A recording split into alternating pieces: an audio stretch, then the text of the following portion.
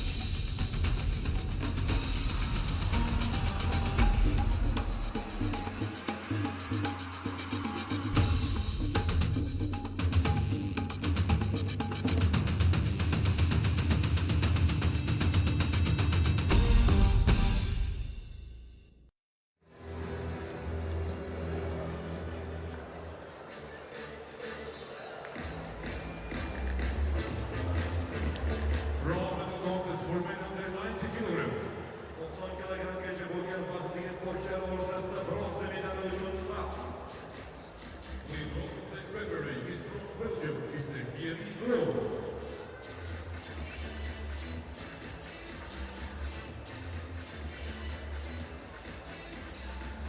And now please welcome the athletes.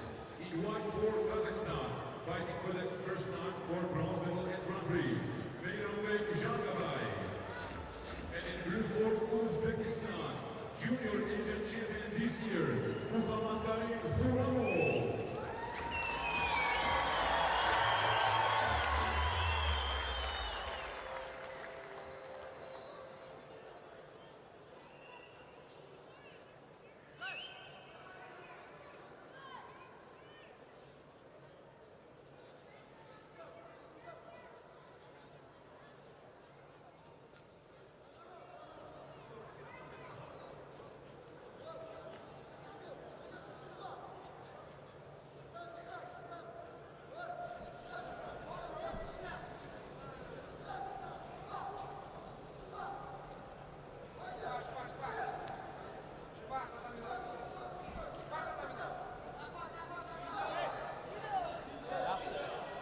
Bo'shashma. Mana shu zakotni yutish kerak. Bo'shashma. Birinchi zakotni yutish kerak.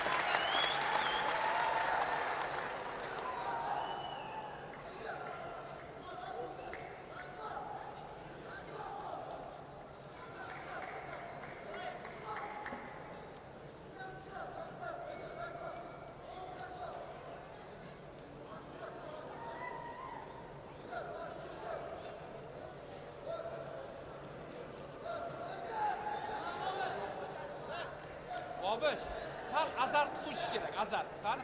Doy. Bo'ladi. Bir hujurda ochqan, bir qo'shda atsikka bo'lasan, doy. Bitta birozdan olish kerak, qani. Gruppa yurib.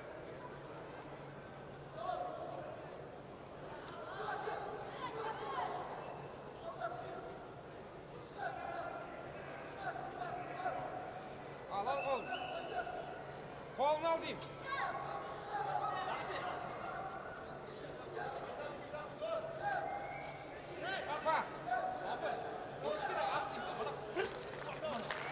So grip infringements there, just holding on the same side of the jacket.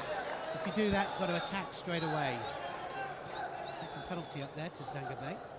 He's a little bit untidy here because although no one's in the lead, there's no score. Those two penalties put him at a real disadvantage now. So. Yeah, four of those, and it would be Hunt's automatic disqualification, so you can't afford to clock them up at all. They're indicated on your board there, the little yellow flags on the board. And I'll show you exactly where they are. Third one will go up. But the interesting thing is any score can knock those off or is worth more than those particular penalties, except for, of course, which disqualifies you.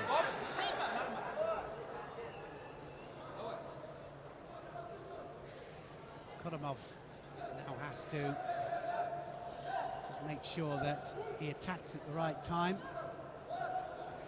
Got to be a little bit careful of the Circassian. We've seen a lot of the left against right, haven't we, today, Sheldon? A lot of it very, very difficult for both the left and the right-hand fighters to attack against that front leg, and it's dangerous to do so unless you hook on the inside first. We've had quite a few matchups where it's either Kazakh or Uzbek, or both fighters have been from Uzbekistan and they've known each other, and you get the feeling that one or other of them is waiting. They're just poised, they're waiting for something to happen. Third one goes up to Zangabe, gets the third penalty up, and he's got to really do something now. Bad on the edge, and we've seen a lot of bad gamesmanship, you could say. Tactics very bad for some of the young fighters, don't really know the intricacies of the rules and how to play them. So Zangabe has walked out a couple of times and just got penalties for it. Got to stay within that yellow area. If you were Karamov, what would you do? I really get the feeling that he's been on with Zangabe quite a lot and has picked the right tactics here. He's just made it difficult for him. He hasn't really put himself out, just made it difficult. 3 penalties, it's minute 24 to go. I think it's looking good for the Kazakh, I'm afraid. I'd be backing him up, that's for sure. Oh, that's a nice tie, Toshi, wasn't it? Right the way across there. Didn't quite have the hands to control and turn, as if she wasn't quite there. Well, one thing that Kurumov should know now is that with 3 penalties against his opponent is going to have to come forward and open up.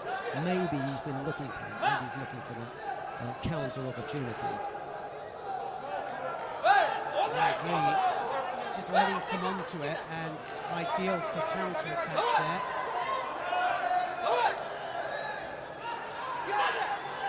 The second penalty goes up to Kurumov. He can't afford another one, otherwise it would be all evens.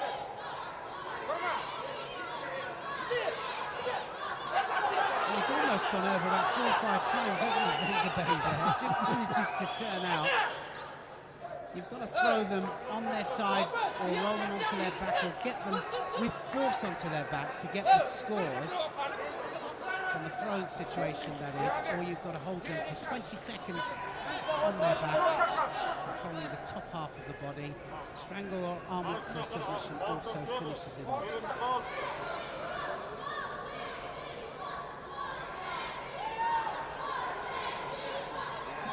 Just 20 seconds left of this contest. Now just needs to block out. Kurumov doesn't need to do anything silly, but he needs to make sure that he attacks as well. And he went out again there, Zangabe. It's just untidy.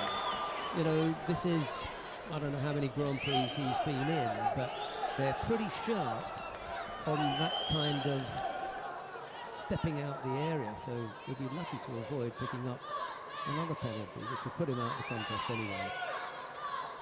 I think the referee will probably just let this one run its course, but the crowd here, and I was going to point it out as we came into the first match, but the crowd absolutely up to the rafters. We've had an amazing crowd over the 3 days, haven't we? They've attended well, and 2 of those days were during the week. The first day that they've had to come over the weekend. He would have scored there, Kurumov, but Zangabe had to come forwards and he had to take the fight to Kurumov. He was losing by that one Shido, and it means that Kurumov wins the bronze medal. That was untidy work from Zangabe, to be honest. He gifted him 3 penalties, and he could afford to burn 2 of his own and just stay ahead.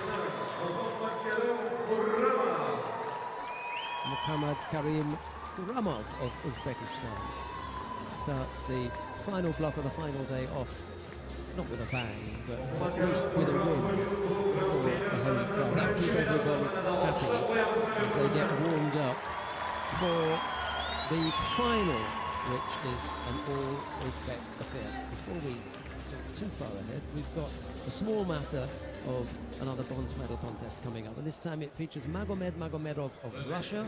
He's up against Komranshah Ustapirian of Tajikistan. Ustapirian was the #1 seed coming in here, but he's had a bit of a tumble and he finds himself in the bronze medal match. It will be Magomedov in white, Ustapirian in blue and hazelnut.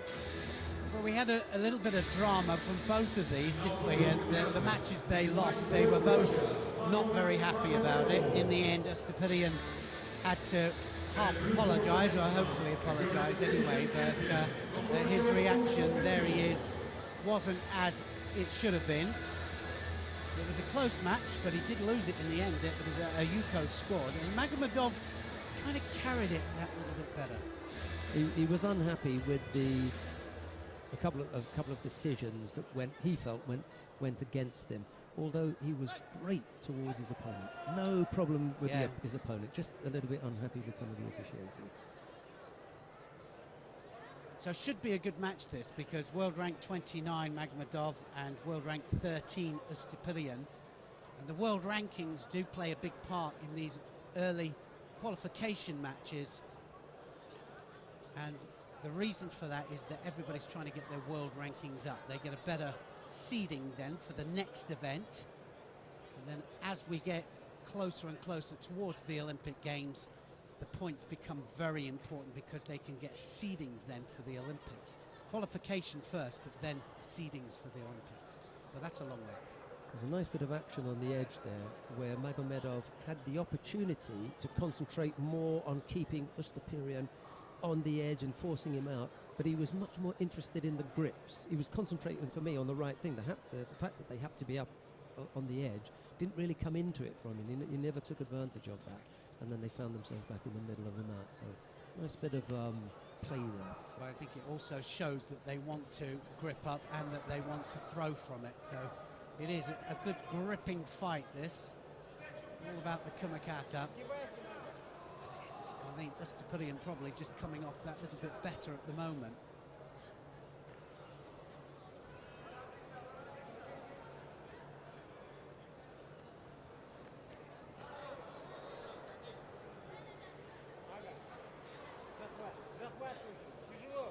First penalty going to come for a sleeve infringement there. I think it might be fingers just inside the jacket. So he won't be happy with that. That is guaranteed, isn't it? He started. He's not a bad player or got bad attitude towards officials at all. It just happened in that particular fight. And he made his opinion known. I like him. He's got a nice temperament. Ustapirian. Single Shido against the Tajik fighter. Magomedov just stopped stepping off that particular effort by the Tajik fighter and showing his athletic skills. Could have been a hurdler where he stepped off that. It's always one of the problems trying to just step off a technique there. If they just get hips across, you're up and over. So you've got to be a little bit careful. Bad on the edge here, Magomedov. He's just been backed up all the time. Might just pick up a penalty for that. Well, he gets away with it. I'm quite surprised, actually. I think it was Ustapirian just got him out of trouble there by doing a little bit of an attack. A little over 2 minutes left to go.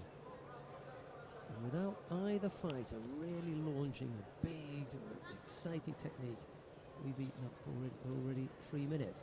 And as Neil was saying, this is a battle for a dominant grip, but I don't find it unattractive.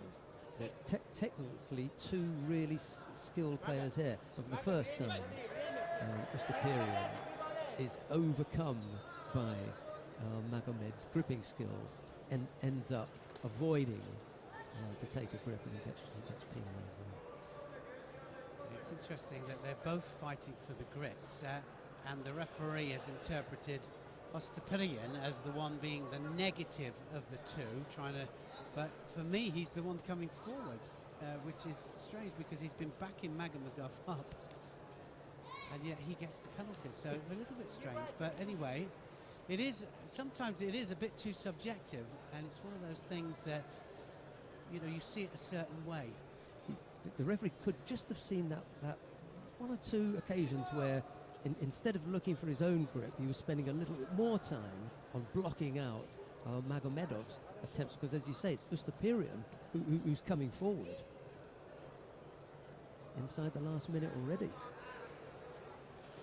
Yeah, well, if I was Ustapirian, I'd get up and try and pile the pressure on now. He needs a score of some kind, and neither one of them actually taking a chance here. They're not launching in to big throwing techniques. They're not taking any chances whatsoever. They can kind of feel the danger through the grips, through the hands.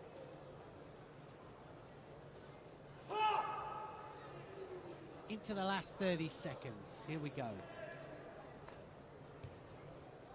Magomedov just winning. Ustapirian has to do the work. Tries the Ashiwaza this time.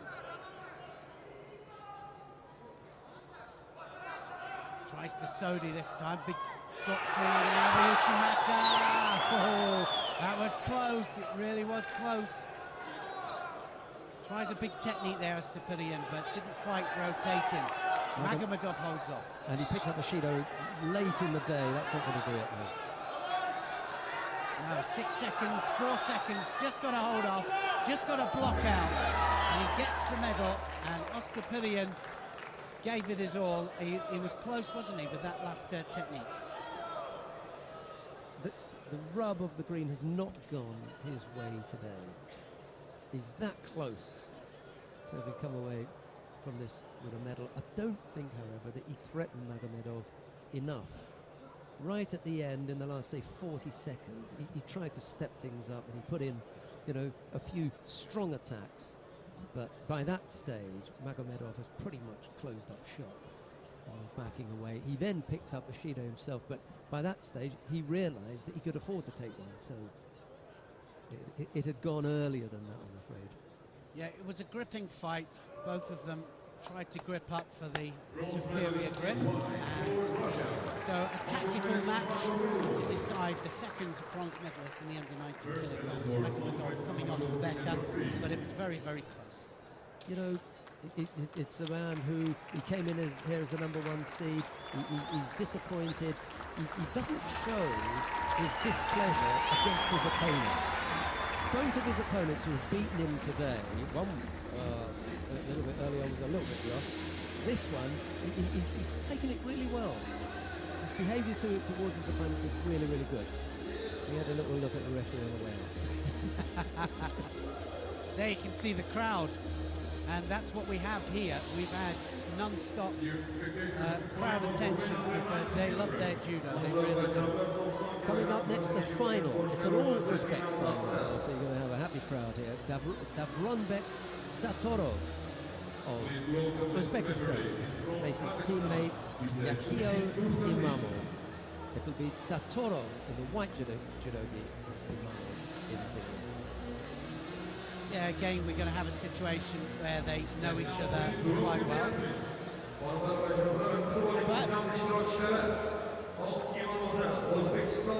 they know each other quite well, but they will want to show that they're going for selection because there are other things at stake here as well, because for each country there's possibility of one, sometimes two, for the World Championships.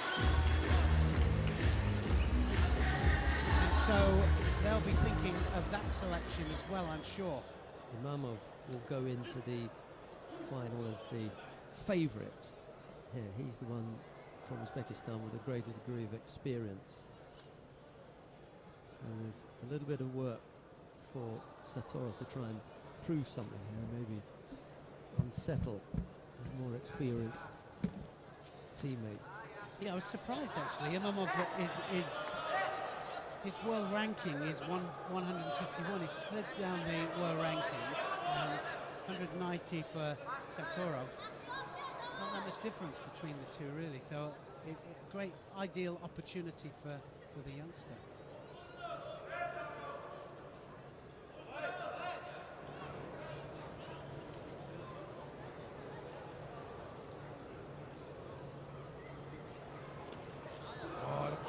Straight in for the Osodagari there, Imamov. Tried to do it off the grip, so he only had one hand on, then the Osodagari went right the way across. I think that's the way to go. If they're expecting to get two hands on, then it's going to be very difficult. They'll have to go off the one-handed attack, try and catch the other hand on as they go through.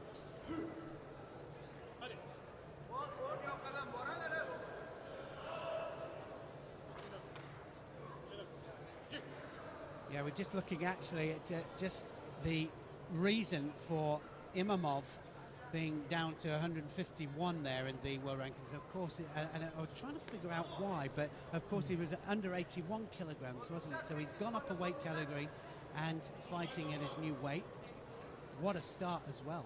So Satorov must be saying, why did you come up to this one? Yeah, I didn't see that coming. Yeah. He had his plan. Yeah. Imamov wasn't in it. And then all of a sudden, you've got a really high-performing, high-quality fighter coming up into your weight category. He's going to put a squeeze on you. Well, it is, because obviously the intentions being, as I pointed out, World Championships and possibly a run into the Olympic Games or Olympic qualification. So that'll be interesting. But gold or silver for either one of these. So a great situation for Uzbekistan, who have depth in the category. They'll have 3 on this roster. Sport the choice. Time as well, is, you know, the heavier the weight category, the older the player tends to be. You can go for that a little bit longer. It's not often that you get someone at 33 or 34 down in the under 60 kilo category. Well, that's a anomaly. Slight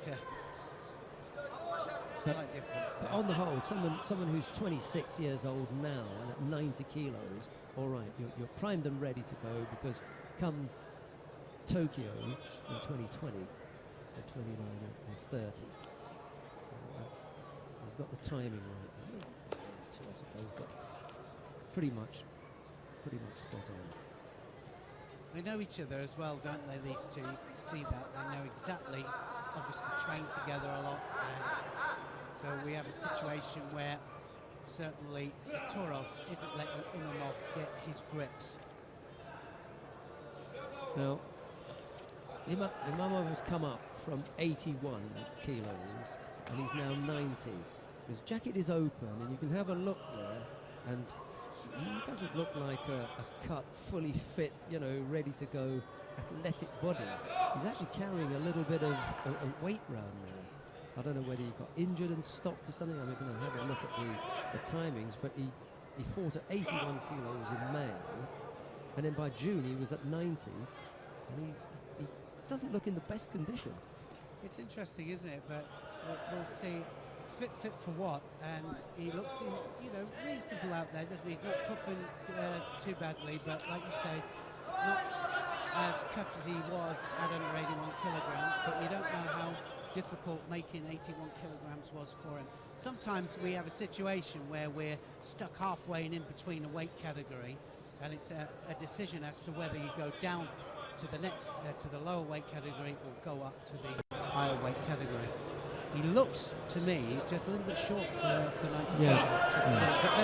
But then you could have said that about Iliadis, and Iliadis, incredible success. So it didn't make much difference to him. Baker as well. Now that we called Baker, Iliadis, and who else was it that we called Nomura? These guys are in exalted company, aren't they? Yeah, definitely. 25 seconds then, and now it's 2 Shidos each. It's anybody's match, this, and it could possibly go into a golden score situation.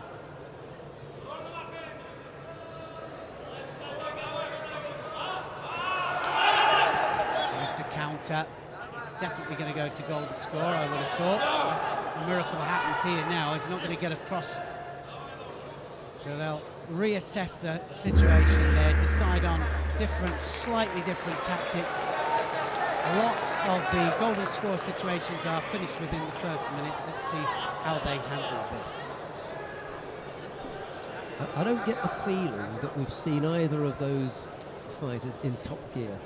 No, I don't think so either. And we were talking about the warm-ups, and I've been going to the back there to the warm-up mats, and not a lot of warming up going on in those warm-up mats, which is amazing, really. It amazes me.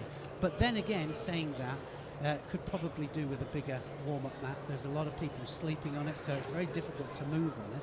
But it reflects on the pace of the contest, because if you come out all engines burning and you're ready to go, then you have a different pace. It's totally different. I think it's going to be taken down to an even slower pace now. Saturov requires some medical attention. I don't think it's anything serious. He came in with his ear heavily bandaged, his right ear. Could be. But that just needs to be tidied up. I can't see. No, I think it's fingers. Okay. It's just right in front of us here, and I think it's fingers, a little bit of blood on those, but it's exactly the same whether it's fingers or whether it's his head. They only have one chance. In fact, they get 2 chances, and it has to be cut from the same. The blood has to come from the same part of the body, And third time, it's Hansok Magic's disqualification, so you lose the match. It's a bit harsh. I was saying earlier that that's why they come on second time after a doctor's visit, and they're all wrapped up, their heads wrapped up. But he came out like that, didn't he? He started the contest with his, so they must have thought that it was going to open up.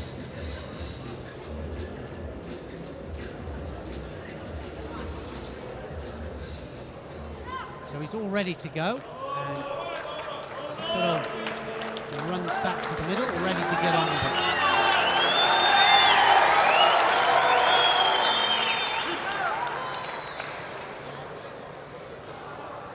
So golden score, and now the clock will start to tick upwards.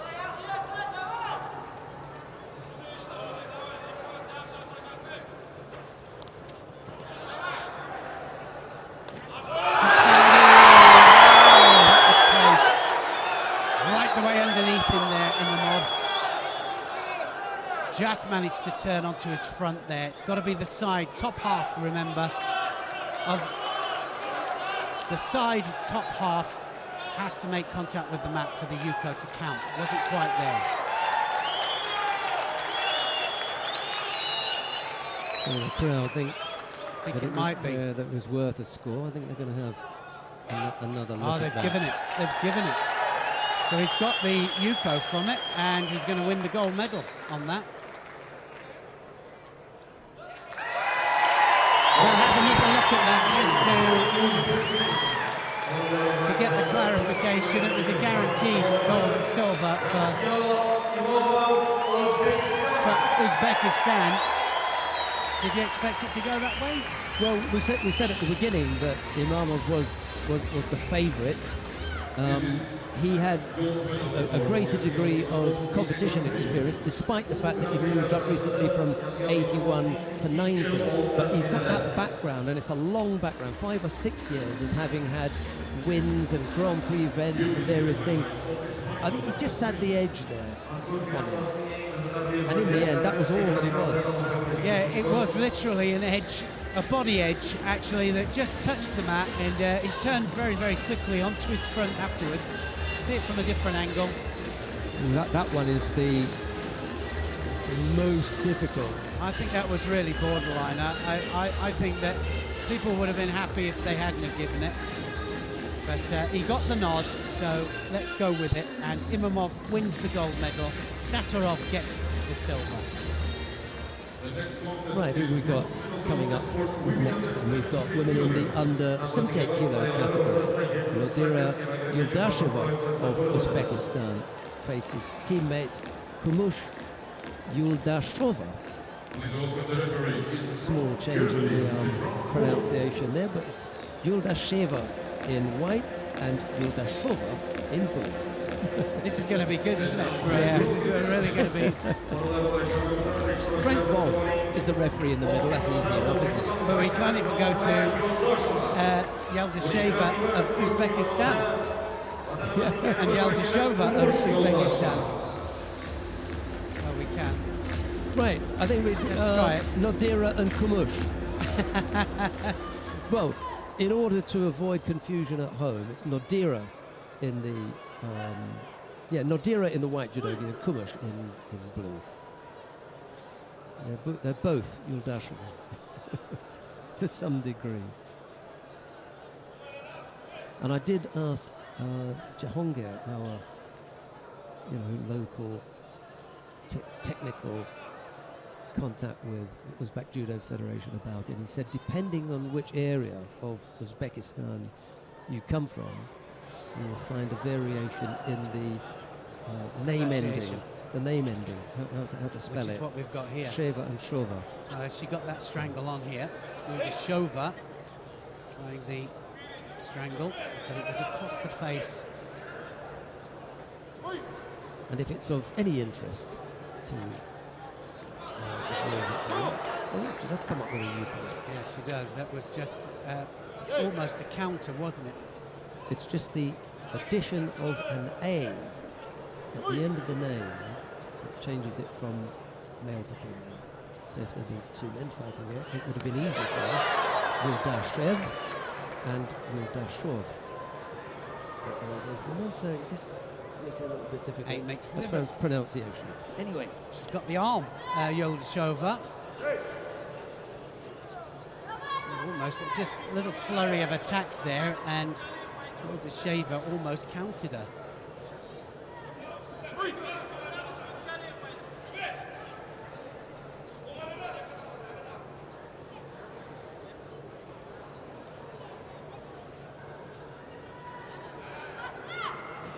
this has been a really good event for women in Uzbekistan. They've just had the right enough numbers to make it competitive, just about, almost caught with the Ashiwaza there, but not too many to get put out of the medal matches. No, well, I mean, just to put it into perspective for anybody watching, the host nation can put a full squad. Don't forget we have 14 weight categories, so 7 men, 7 men's and 7 ladies weight categories. You can put 4 in each of the weight categories, and the Uzbek ladies here have put 27. So there's only one of the categories where they haven't got a full 4 fighters into the category. So, and they're picking up medals everywhere, and it is a Grand Prix tournament.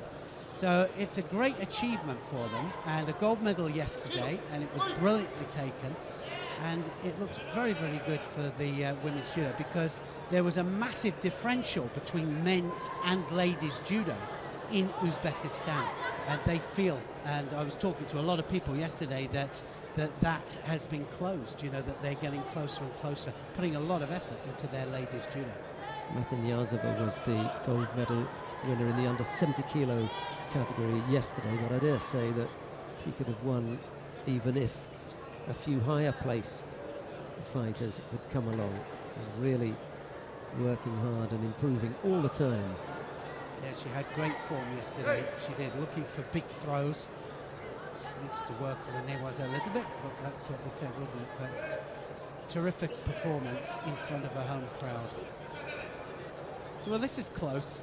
Yuldasheva just one Shido on the board there, but Yuldashova with the Yuko, so she is leading this match. Matinyazova was unlucky in her first round contest in Rio at the Olympic Games. She came up against Katarzyna Klis of Poland. Would have been nice to just give her a little bit of a run, but no room in the Olympic Games, I'm afraid, for a run out or a warm up. Often with 8 people who are seeded anyway, the chances are that you're going to roll the dice and you're going to come up against one of those seeded fighters. So Neil's point about gaining qualification points that push you further and further up the ranking list, in a way, you get protection once you get into that top 8. You avoid picking up a contest against one of the top 8 fighters. It doesn't make that much difference now, but it certainly makes up a lot of difference as you get closer to the Olympic Games. But this first 2 years now is all about just building up a world ranking so that you get a better seeding into the next event. And we have a lot of events, Grand Prix, Grand Slam tournaments, and you get a chance to pick up world ranking points at each one of those. And running out here for Yuldasheva. Oh my goodness, she just turned it there, didn't she? So straight into the Kesikatami there, and Yuldasheva just made a big mistake, she really did. Yuldasheva holds her now, she's already won the contest, and, or has she? Oh, squeezed out. I think the time's already gone, but so she's already won the contest there. She's got a Wazari and a Yuko on the board, so the bronze medal will go to Yuldasheva.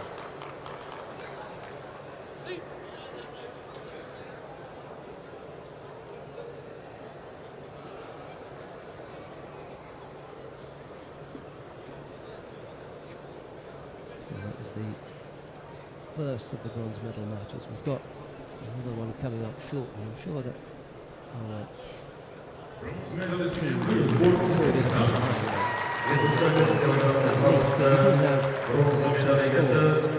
Uzbekistan vakili Kumush Yoldaşova. Let's have a look and see what This is his first medal for Kumush Yıldashova in a Grand Prix.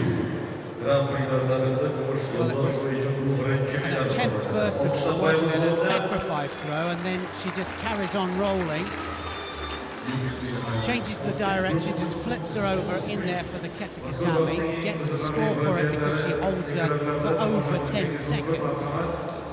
I'm surprised that she even attempted to get out, because she gave every indication towards the end of just, well, okay, I'll Just take it, yeah. And then she escapes the Osaiwaza. Yeah, and it didn't matter then because she'd already got 2 scores on the board there, Yıldashova. Yıldashova, though, The next bronze medal contest for women under 78 Right, kilograms. coming up next, Dilnoza Kamolova of Uzbekistan faces Zarina Raifova of Kazakhstan. It's Kamolova in the white judogi, Raifova in blue. And now, please welcome the athletes. Or Uzbekistan vakili Dilnoza Kamolova. Kazakhstan vakili Zarina Raifova. Raifova. Thanks, Georgie. That's our stadium announcer, filling us in on the correct pronunciation of some of these former Soviet bloc names. Stumbling blocks for us. Anyway, Kamolova in the white judogi, Raifova in blue. Here's Neil. yeah, I think that Raifova, I think, will try and just dominate through the grip. She's got very dominant sleeve lapel and a higher lapel grip there, controlling the head. So straight away, you can see that the dominant grip is going to play a big part here.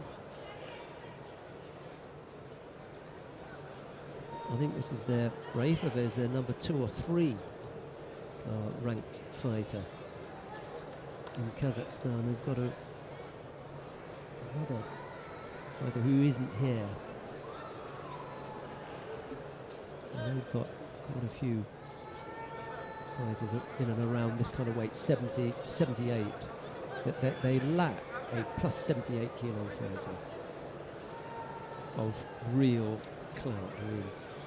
I think that's one of the problems that they have, is that it's lack of training partners in order to develop. And I think that a lot of the smaller countries have the same problem.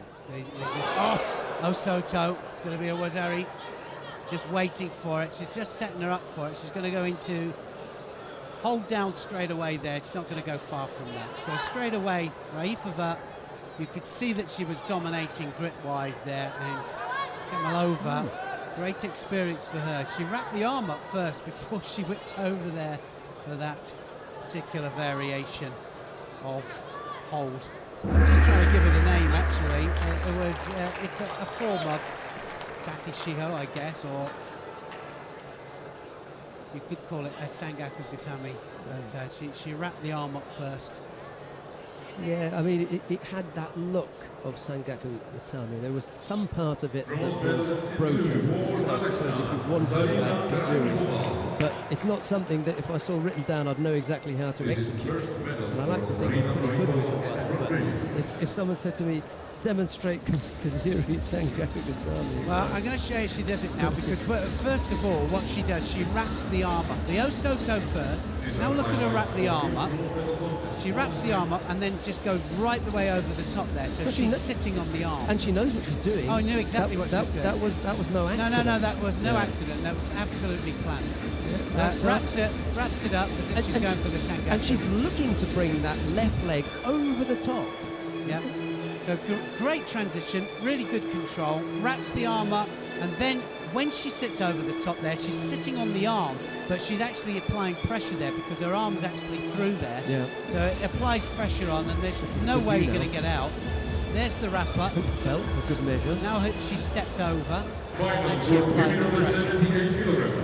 Good Wazari. Good tie up. Steps over, and then the squeezing of the legs puts the hold down on. The referee is from Uzbekistan. Just hold Mr. it for 20 Gajez. seconds. In fact, 15 seconds. But she had Wazari on the board already. Good bit. Right, we've got the final of the under-subject judo category. Yo Abigail of Albina Amengeldieva of Kazakhstan. It's Yo in the white jersey, Amengeldieva in blue.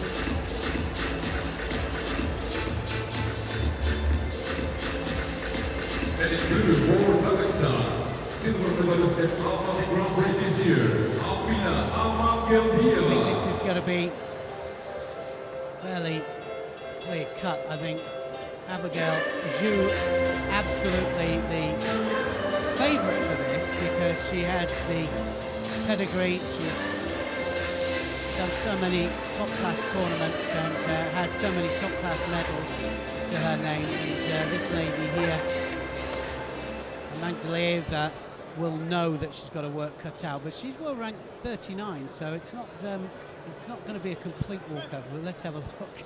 Zhu in white. Magdalena is in blue. She had a very easy run through. Zhu, in about 10 seconds, it took her to do the semi-final. And now looking for the same Uchimata and the same grip, arm over the top, which is her favourite trademark. And then she'll feed the leg in and try the Uchimata. Looks like a mismatch, doesn't it? Height-wise, anyway. Yeah, it does. She'll be throwing that arm over, that's for sure. And Magdalena will try and stop it and try and counter as well. The only thing missing there was a little foot tap from Yo, and that would have been it. She was so far, you know, looking to avoid that Uchimata. And then Geldieva and... Well, talk about action-reaction. That's, of course, what she's going to get here. But she feels the danger. Look at that. That's a Yuko. Yeah. So a Yuko there, and Magdalena takes her back, punishes her there for the same thing.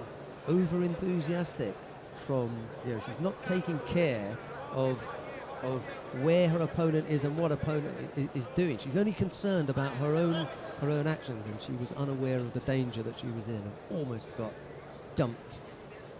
Yeah, she'll have to be careful. I mean, it is a danger, and Magdalena doing well. That big arm coming over, she's looking for the counter attack here. So Zhu will have to be a little bit sharper with the application of her technique. It'll have to go in 100%. The other difficulty for Yo is that she persists in one direction.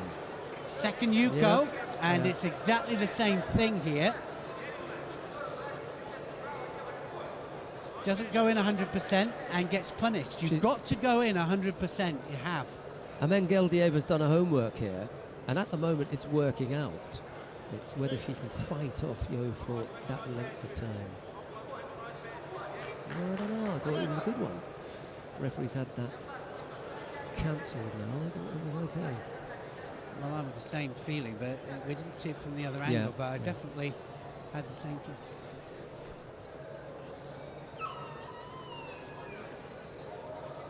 A little bit more reserved now with that arm going over the top. She's just thinking about it now. First time that she's been asked to blow heavily today.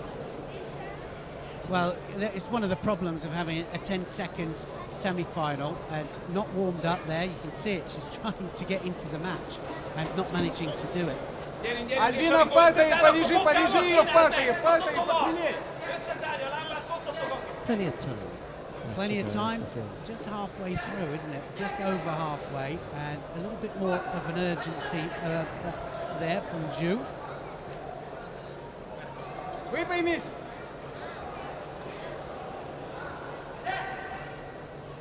This is where Abigail Zhu needs a change of direction. She's going the same way all the time. She hasn't changed anything. Прямой стойте, прямой стой, руку завяжи, она одной рукой ничего не сделает. Able to just sit back and counter what she Одну knows руку is coming. завяжешь, она с одной руки не Feel it, подхватит. she knows which direction it's coming from, she knows what the technique is. There's no surprise here. The only thing that the Abigail relies on is the fact that she's very, very good at it. a little effort on the right-hand side there. Альбина, руки контролируй. Спокойно, не суетись. Внимательно. The persistence could pay off. Одну встречай. It's one thing that you know that you're going to get from your Abigail is persistence. She's come up with the She was looking for it all the time, wasn't she? She was just absolutely desperate for it, but manages to catch it in the end. But it's a little bit of panic there. Альбина, плотно к ней пробейся теперь. Уже рисковать надо. Минуту.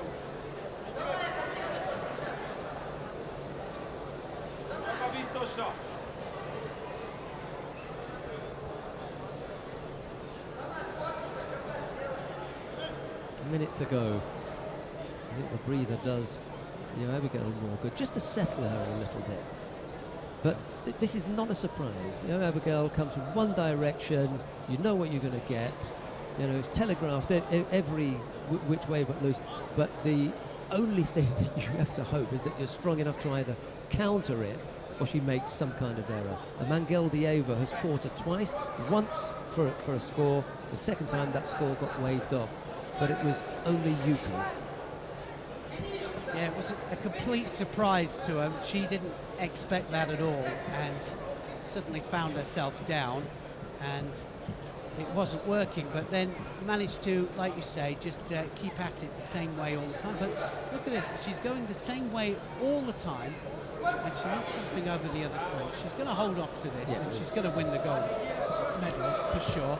But so we've got a few seconds left on the clock. Mangeldieva knows that it's on, and she will give it up. Shido goes to Zhu, but it won't make any difference. It's all over. But a little bit of a shock to the system, and not quite the smiley face that we would have expected with a gold medal win. Now, if you've got some areas of your game that you need working out, and you need to be tested, maybe Abigail is doing absolutely the right thing. Coming out here, okay, she spanked one over here. But she's had a little bit of a test there, and she can go away now with the code. Those two occasions when she was caught, that's what she wants to work on. And the other thing is you must have another direction. It's okay fighting number 67, 20, 10. That's where she loses. 7th in Rio, 5th in London, and she's still missing out. And yet she's one of the most physically strong and dangerous fighters, and she's still missing out because the others are working her own. Well, that's right. I mean, she managed to get it, didn't she? The big arm landed in the end. It got her Uchimata, but I think if Mangeldieva had been just that little bit stronger, she would have taken her over for a bigger score. Yeah. And then she would have been really in trouble. And that's what happens when she's fighting top-notch people. We've got the voice ceremony for the men in this Presented by First Vice President of the Olympic Association of Switzerland and Vice President of the Judo Federation of Switzerland. Medallarına O'zbekiston Paralimpiya Federatsiyasi birinchi vitse-prezidenti va Judo Federatsiyasi vitse-prezidenti janob Umidjon Ahmadjonov topshiradilar. Bronze medalist for Russia, Magomedov. Right, the bronze medals go to Magomedov of Russia, Bronza medaliga alqishlar qo'yamiz. Kuramov of Uzbekistan. The silver medalist for Uzbekistan, Davurbek Safarov. Kumush medaliga O'zbekiston poygalarida Davurbek Safarov. And gold medalist for Uzbekistan. Safarov. Oltin medaliga O'zbekiston poygalarida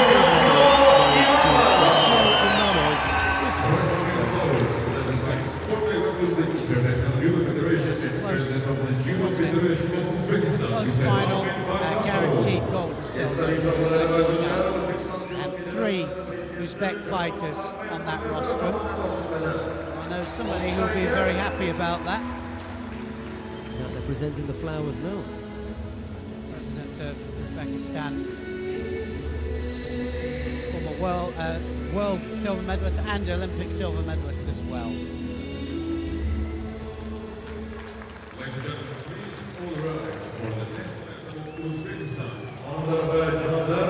O'zbekiston Respublikasi madhiyasi. Uzbekistan.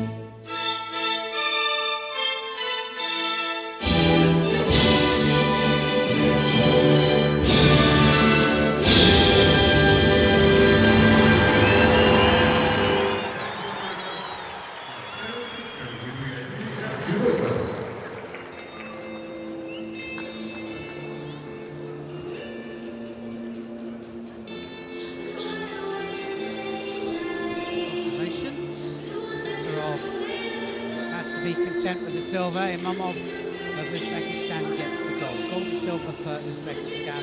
Also, third place to Kuramov of Uzbekistan and Magomedov of Russia.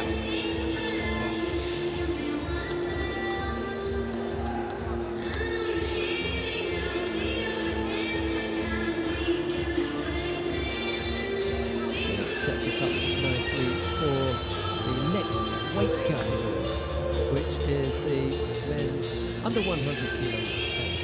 Victor Demyanenko of Kazakhstan faces Saidullah Saidov of Tajikistan.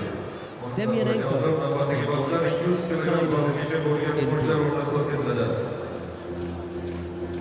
Please welcome the referee is from Romania, Mr. Marius Jevelia. Well, it's men's minus 100 kilos. I think that a lot of fighters, it's wide open, the under 100 kilograms. As well. There's a lot of people retired, and there's a lot of people thinking about carrying on to the next Olympic Games. I think Kurbanov is one of them. Sayedov is another one from Uzbekistan, but on the other side hasn't managed to get through past the semi-final, but he's now here fighting for bronze. Demyanenko in white then, and Sayedov, Tajikistan, in blue.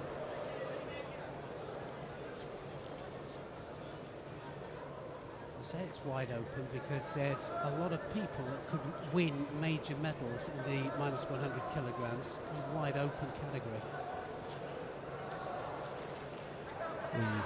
We may lose the current Olympic champion if he decides to change weights. Yeah, well, exactly. It's just, and he's actually threatened to go up to plus 100s. Done everything, he says, in the minus 100 kilograms, and Kapalik will be up there. I'm not so sure that Teddy Riner will be altogether happy about that. I always said that if anybody was going to give Teddy a real good run for his money, it'd probably be a minus 100 kilo player, and I put Kapalik down as the main person to do that. It'd be interesting. Anyway, we'll see on that one. Time will tell.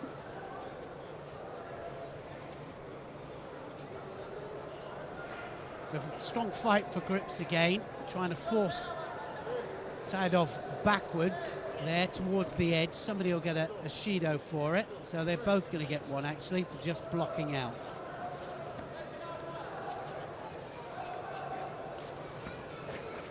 Yoko Otoshi, Demyanenko.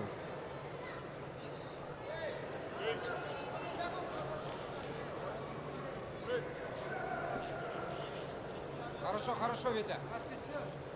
Вот так первым номером и работай. All about taking the initiative with the grips. One thing, fighting off the grips, defending, protecting, and trying to get the best grip. But when you get it, you've got to attack. About 30 to 40 seconds. And then if you don't attack, you could get a Shido penalty, which is a penalty. You can see the little yellow flag there on the extra infringements, small infringements of the rules. Sort of attempted the Surikomi-ashi, but he was falling backwards. He had real control over Demyanenko and collapsed in the end. Отлично, отлично. Да, да, ногами, ногами. Yeah, they're both very wary of each other. Halfway through the contest, 5 minutes for the men, 4 for the ladies. Big arm over the top, so prominent Хорошо, really Витя, with хорошо, the хорошо. Kazakh Вот так, and первым the номером, молодец. Uzbeki fighters. You find that a lot of the gripping is either arm over the top or arm round the waist. So they have a lot of different forms of gripping. Держи, держи так. It's not traditional sleeve lapel. That just might get Demyanenko there a penalty for dropping on his hands and knees. So he does get it.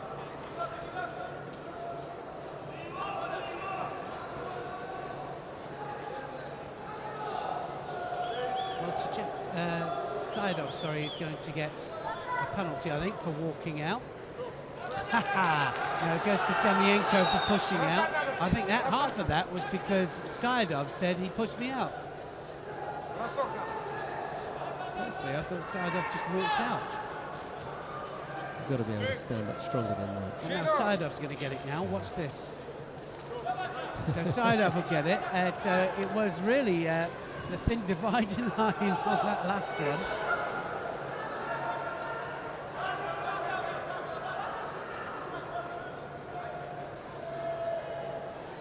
So the edge play really is about staying within the yellow area. You get penalised if you push them out, but you get penalised if you step out. The dividing line, of course, is whether you push them or whether you guided them. There's a slight difference. Arm over the back again, Demyanenko. Both bad on the edge, actually. 3 penalties up there to Demyanenko. One more, it'll be all over. On Tsukumaki into the last minute. Two efforts by Demyanenko, so this matter isn't going to be about a penalty for him. Отлично, Витя, сейчас четвертый So шаг. he is now a third penalty. So Нагло не толкай. both fighters at risk here. Молодец. Yeah, one more step out, one more small infringement, drop. That's Well, going to be okay. it. Somebody's going to go here now. For me, it's Saidov. Saidov definitely walked out, and that's what happened with the other one that was given. It should have been all over. So now they're going to... And what's Saidov's reaction when he gets this? Because it'll be Saidov who walked out. He's saying that Demyanenko pushed him out, but that was a prime example of guiding. It's just putting a bit of pressure on him, and Saidov collapsed under it, decided to walk off the area. Yeah, the referee knows exactly who he's going to give it to now. Angry over the middle.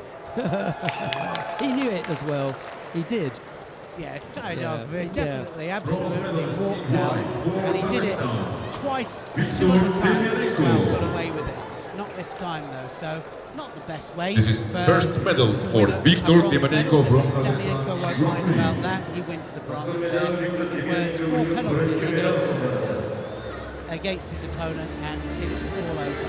Do you know something else? The first contest in the last 3 days, it's been a little bit of a downstroke, so apologies to you at home who had to bear with that one.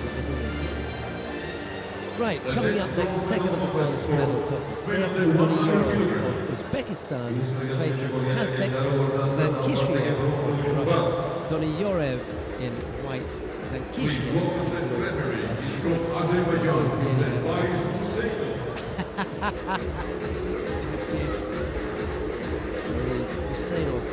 And now, let's look at the athletes.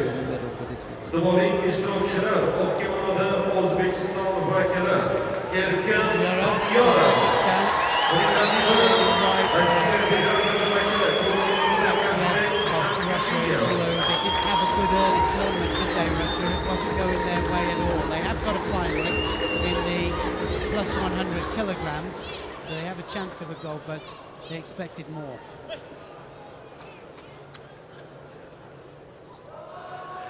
Zankishiev could follow Magomedov now and take the medal. And feel a little bit better about it. Yeah, he likes to go onto the sleeve, likes the Sodi Surikomigoshi.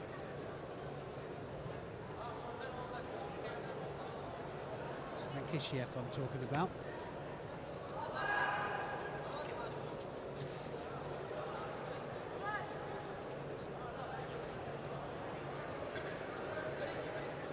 Strong gripping from these two. You can see it out there. You look at the jackets pulled tight across their back there.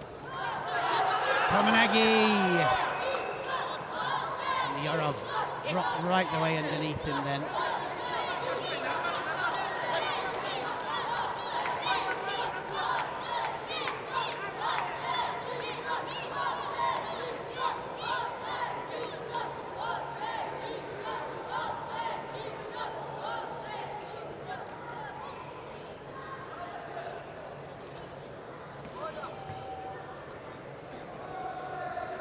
Yorov left-handed, and Zankishiev looks to me as if he's going to go right as well, but he's holding left at the moment. He's going to go Sodi Surikomi if he gets the chance there. He's got the sleeve down at the moment.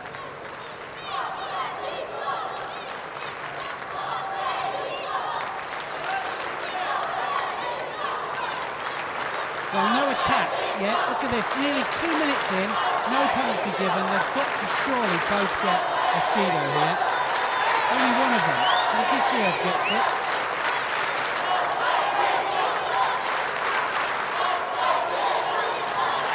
I'm okay with the one Shido. If what the referee is looking at is saying that, on balance, Zankishiev is even more passive than Donyorov, if that's what he's saying. Because they were both. Well, there wasn't one of them.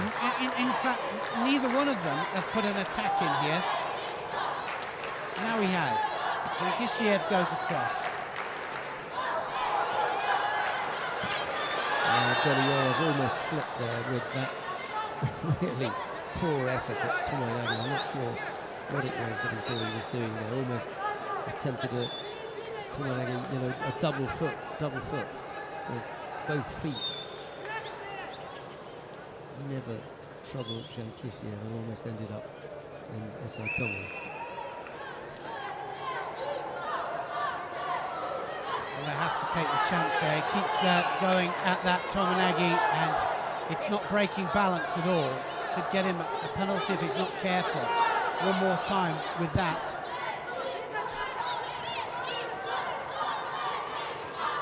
Nikorov needs something else.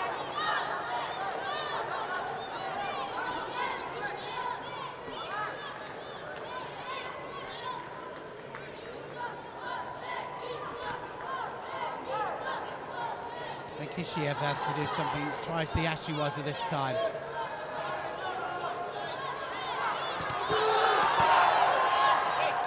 There was the suspicion of a counter there after that action from Donyorov. There's a lot of power going into this match, so I think we're going to watch them flagging towards the last minute here, because it's hard work when you're putting that amount of power into an event or into a contest. It's exhausting. Serenagi this time.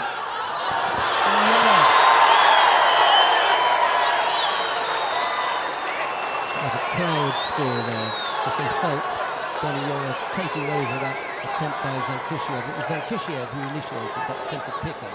Donyorov tried to turn him over on the way down, but he wasn't in control. So now we're coming up to that last minute. The last minute now, crucial.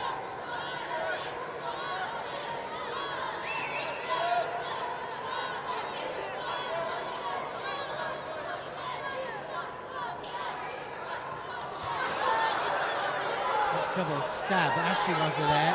Zankishiev almost catching him. Thing is, if you react to those, that was an Uchimata as well. Change the direction there. See how important that change of direction is there. Tries the Ashiwaza first, sets it up, and then goes to the other side.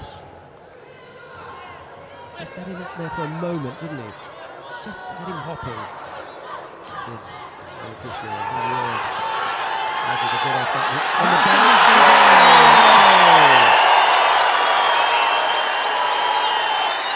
Well, Donyorov there just fell on top of that. Zankishiev is going nowhere.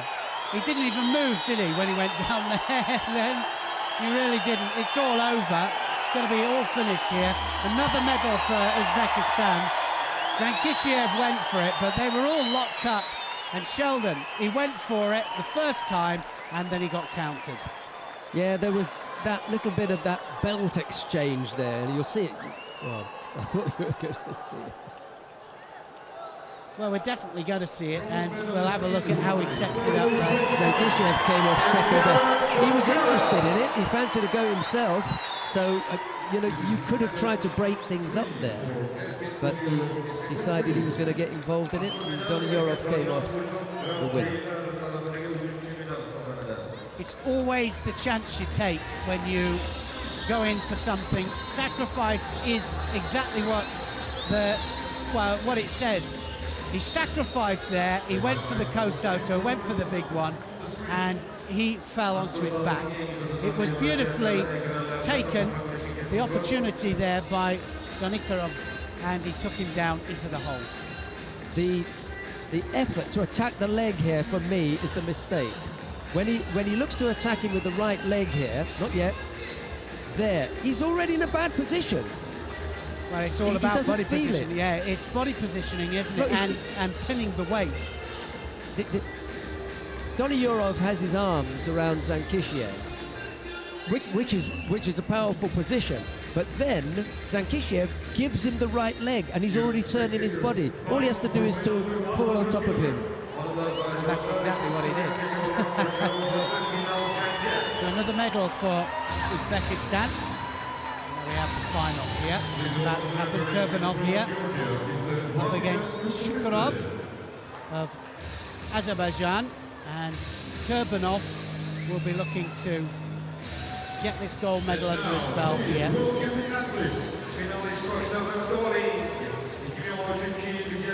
the gold medal prospects for the Uzbekistan team. Sayed Kurbanov in the white judogi, Jalil Shukurov in blue, and the referee in the middle for this one is Vladimir Lutsakidze of Georgia. He gets all the interesting matches, doesn't he? I think we better give this one to Vladdy. Yeah. He can handle it. Well, I see how popular Kurbanov is, and he's got a lot of supporters in this crowd. What an atmosphere in here. Kurbanov is in white, Shukurov in blue. It'll be a strong fight for grips, and if one of them actually commits, they're big throwers, so we could see a big ippon here. Just the feeling I get.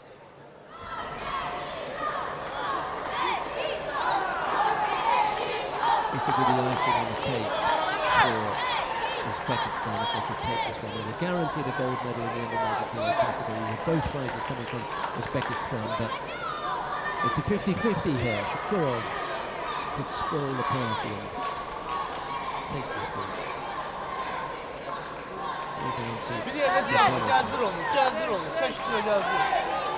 They'll both receive a Shido for not attacking, so they've got to attack.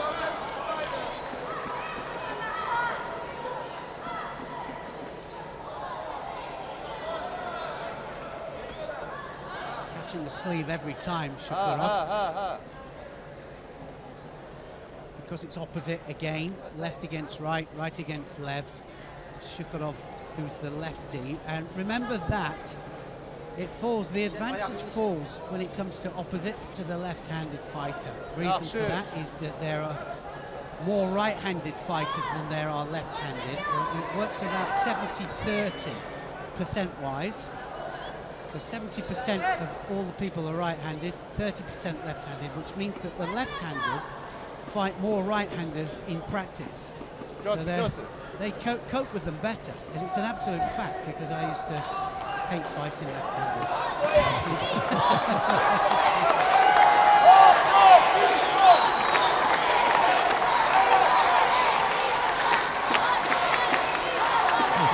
Both fighters have picked up a single shooter, and that's all that there is. 250 odd left to go now. He's all set with it. He's got the sleeve there, not taking it.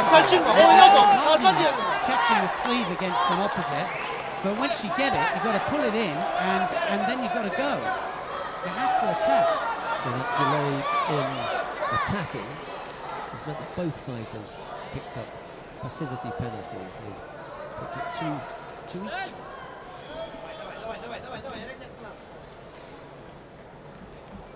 Devam. Gazdir. Saying that, Kurbanov hasn't done anything either. He's done nothing to warrant what you'd call a big attack. Remember, the main aim of our game is to score Ippon, whether it's from the throw, hold down, arm, or strangle.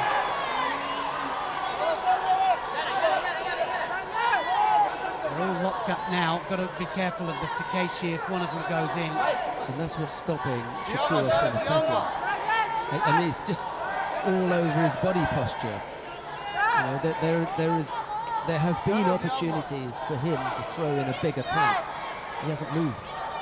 No, it's because he can feel the danger there from Kurbanov. There's Kurbanov in big attack across there. Driving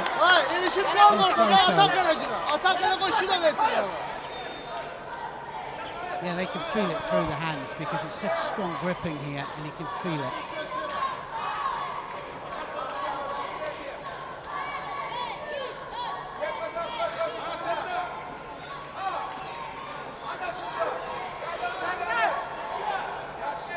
There's the high lapel hand again.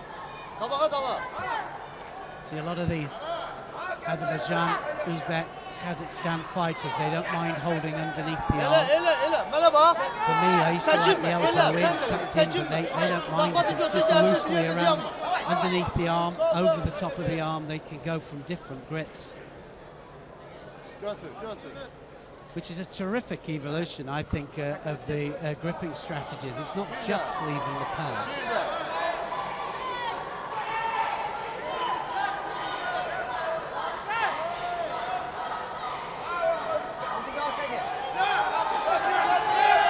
Actually, what I'd like to see is some of the main changes when they have the big meeting and they assess what happened at the Olympic Games, what they're going to do over the next 4 years. And they said, well, I think I'd like to see a lot more freedom with the gripping strategies, because so many countries now have different grips that they do as part of their judo. Let them grip up as long as they attack and they throw from it. And that's what we want to see, isn't it? We want to see Ippon throws. An Ippon is an Ippon. Arm over the back, that's going to be a penalty. He's going to get Judo for that, Shukurov. So he kept it on too long. Third penalty goes up to him, and it was just, 15 seconds left to go, and he just kept the arm on for too long. Very difficult for himself now. So he lost it from bad tactics, didn't think about it, and wasn't aware that he was holding a cross grip, which you're not allowed to do. One Shido would have counted, and it did in the end. So he just threw the match away in the last 15 seconds. Oh, he's one of those fighters that is going to be around for a while and will have to take that one, learn from it. and hopefully for him, come back with a little bit more experience. But that was poor tactically. Yeah, Shukurov threw that away as far as I'm concerned. That could have gone into golden score. Anything can happen in golden score. So it was a close match. Neither one of them wanted to commit. They didn't want to throw. So it was down to tactics. But when it comes to tactics there, 2 Shidos on the board each. One more Shido would have done it, and it did.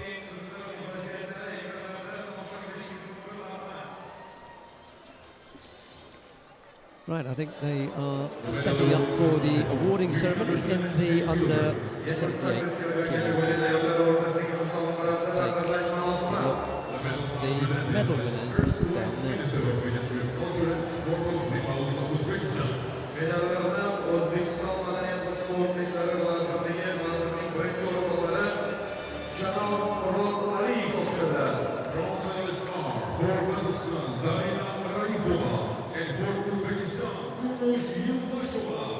Bronze medals go to Zarina Raifova of Kazakhstan and to Kumush Yuldashova of Uzbekistan. Silver medal goes to Albina Amangeldieva of Kazakhstan. Gold medal goes to Yo Abigail of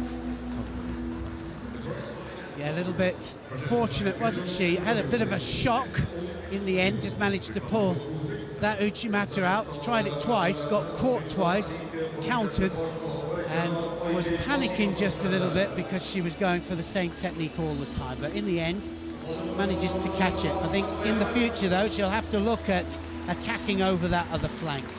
I don't think that Yo has the capacity to change attack at this stage of her judo development. I know that's going to sound odd, but you know what you see is what you get. Yeah, but I think maybe changing, even if it's just changing the direction of attack. But anyway, here we go for the national.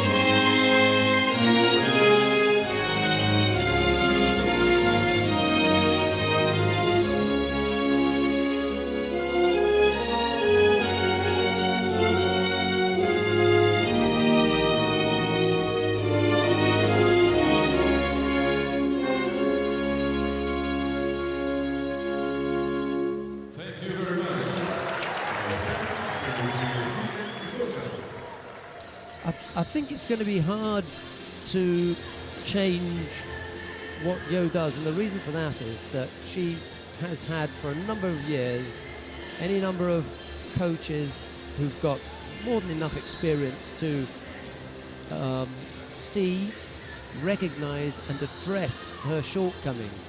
They haven't been able to do it. This girl is not changing. What you see is what you get, and every fighter on the international circuit, including Kayla Harrison, knows it, because she's said quite openly she's dangerous, because she can throw anybody. The problem for that is that when you block that, there's nothing else. Yeah, the problem is it's one directional. Yeah. Right, we stole your last four. I forgot to give you the opportunity for the last four. I promise you I'll make up. But in the meantime, the plus 78 kilo category, Gulnoza Azimova of Uzbekistan faces Daria Karpova of Russia. Azimova in the white judogi, Karpova in blue. Sorry about that. No problem. So the last two categories then, the heavyweight ladies, the heavyweight men. Plus 78s and the plus 100s. 2 bronze medal matches first of each of the categories and then into the finals. So we're going to do 78s, plus 78s first. Here we go for the first bronze medal match. Azimova is going to be wearing the white, here she is, and Karpova of Russia in blue. Always looking for heavyweight ladies, the Russians.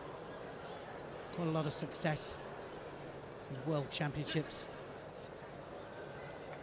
Yeah, a lot of that was down to Tia Dongazashvili, wasn't it? She was around for a long time, and I've seen her around the coaching circuit. Yeah, she's there a lot. This is going to be all over. She almost fell onto the hold down there, Karpova. And then Elena Ivashenko, who unfortunately is no longer with us as well. Really She's going to get this arm out. This arm's coming out. She's going to get the submission. She gets the submission. Yeah, she's already tapped. That's done. Karpova then, very, very comfortable match for her. She came out and a big smile on her face. She knew as soon as she got hold there, and she just knew which direction she was going to go, didn't she? Mismatch, right?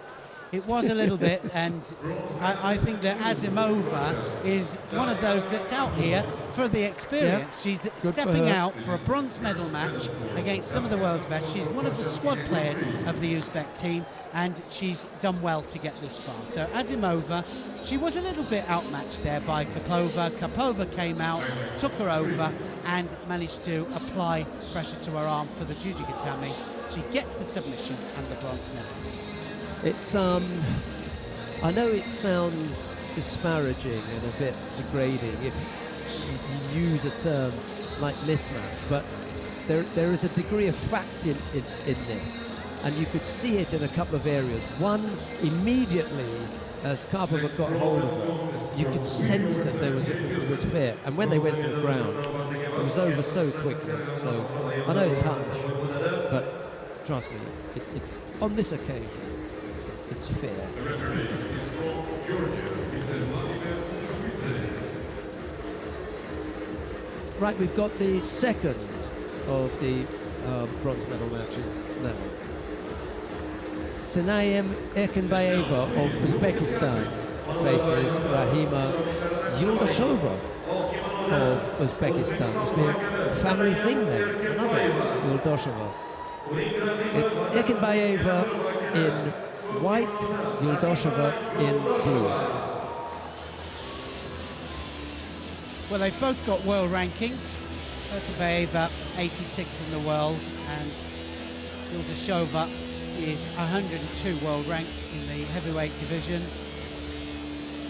Well, I know you've put me on the spot a couple of times over the last couple of days with regard to predictions and what have you. Erkenbayeva in white and Yuldashova in blue, but I am going to say my money's on the Uzbek for this one.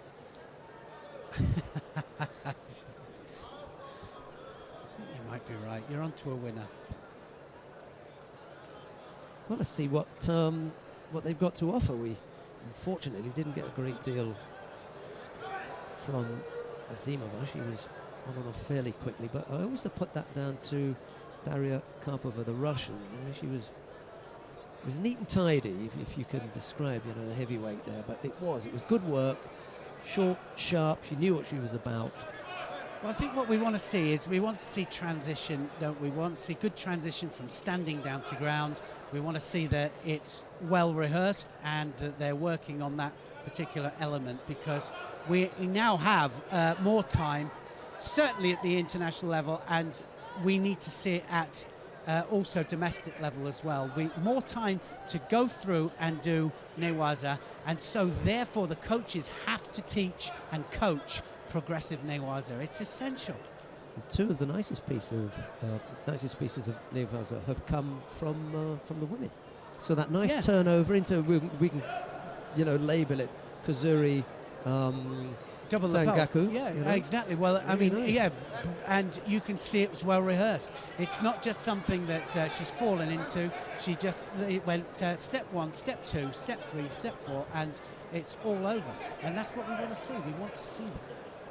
And we want to see the coaches coaching it as well. So for all you coaches out there, it's got to be progressive newaza, and that way then the referees will allow that. We want to see it at domestic level as well as international level, all the way through.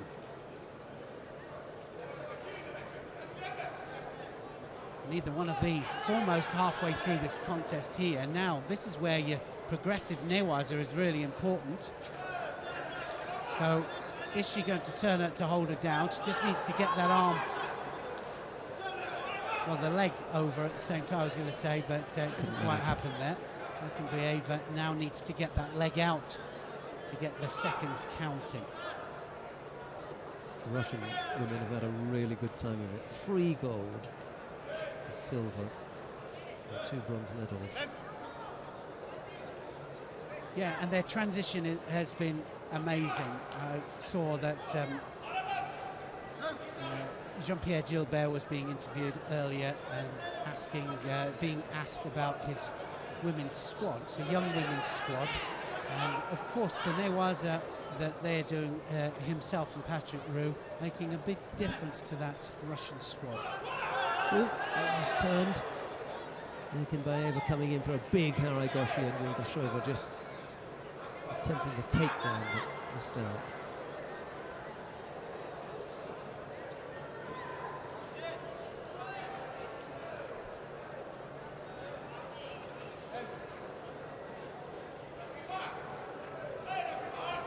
So anybody's match coming up to the last minute. Ekinbayeva and Yuldashova.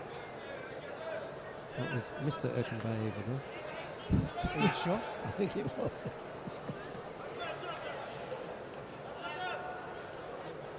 They need a score, any score on the board. Tries the Makikomi there, Yuldashova easily squashed. Ekinbayeva now on top. Didn't get herself in a good position. Was pulling her opponent onto her. There was no movement onto that technique. She was too far away. She'd gone too far over onto her left side. She's having to drag her around. Couldn't do that.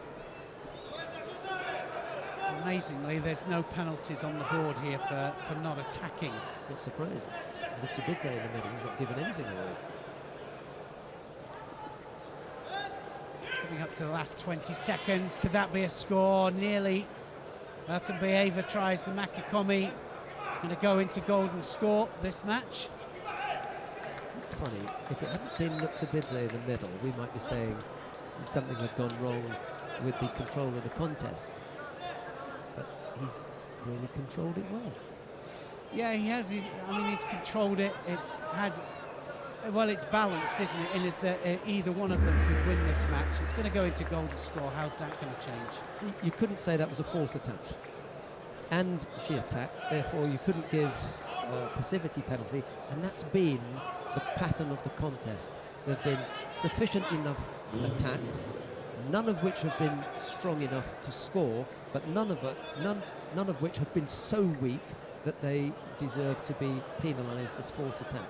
No one has stepped out, no one has committed a gripping infringement. It's just been, the tempo just been enough. Again, too far away, but it was a genuine attack that Ekinbayeva then had to defend. There's a chance on the ground.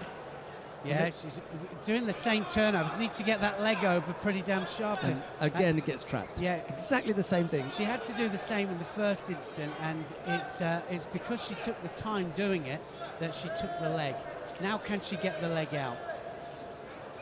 Hold down for 10 seconds plus would do it, would win it. Any Shido on the board, any arm lock strangle for a submission would also do it. For me, we've now come to that point in the contest where we've got the best chance of seeing a score. Both fighters are tired. There'll be that little less strength in defence as a result of that. The only problem with that is that you then have slightly weaker attacks. There have been that strong. Oh, that was good. almost taken back. Yeah, it was Ukabayeva that did the technique, fell backwards. Here, she's got the arm. She's got the arm. Is she going to apply it? I think she gets the submission there. She has. Yoldashova manages to do the Jujigatami there. Ukabayeva didn't have anything left.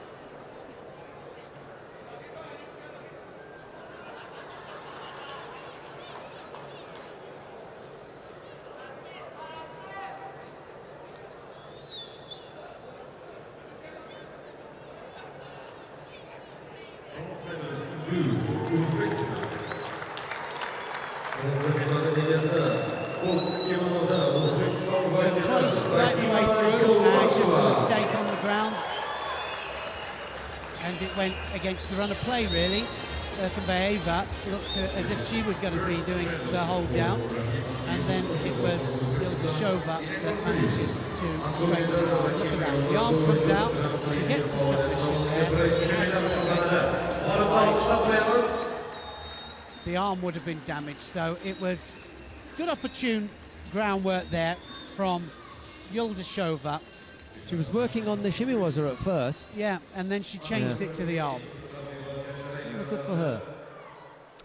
Right, we come to the final of the over 78 kilo category. Marina Slutskaya of Belarus faces Gulsan Isanova of Kazakhstan. It's Slutskaya in the white judogi, Isanova in blue. Similar world rankings, these two. Slutskaya, 23 in the world, and Isanova, 27. We've seen quite a lot of Isanova, haven't we, and Slutskaya out on the world circuit. Fought each other twice, and it's one each, so this will be a decider, although I'm sure they're going to meet at several other matches in the future. So here we go. I heard someone talking earlier on about the possibility that this was Isanova's sign-off tournament. At 34 years old, there's the possibility that she'll wrap it up after today. I'm not sure if that's the case. We can chat to her afterwards and see what she says for herself. It's interesting. I mean, there are people here that are starting the long road to Tokyo, and there are others that probably just deciding as to whether they're going to do it, whether they're going to go for it the full 4 years. It's a long old haul, isn't it? 4 years, all the tournaments, all the training, but a bit of a mixed bag, really. You've got some of the youngsters absolutely hungry for it, and then, like you say, it's another. Is she going to be? Yeah, she's been there, done it, and a couple of times. Probably wants to finish on a good note.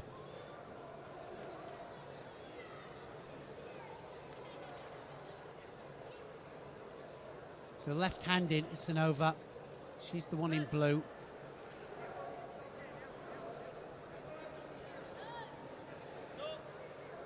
Both fighters pick up a penalty. I like, who was it earlier on that decided, no, you are even more guilty of passivity than your opponent, so you're going to get it. Just, you know, sets things up, doesn't it?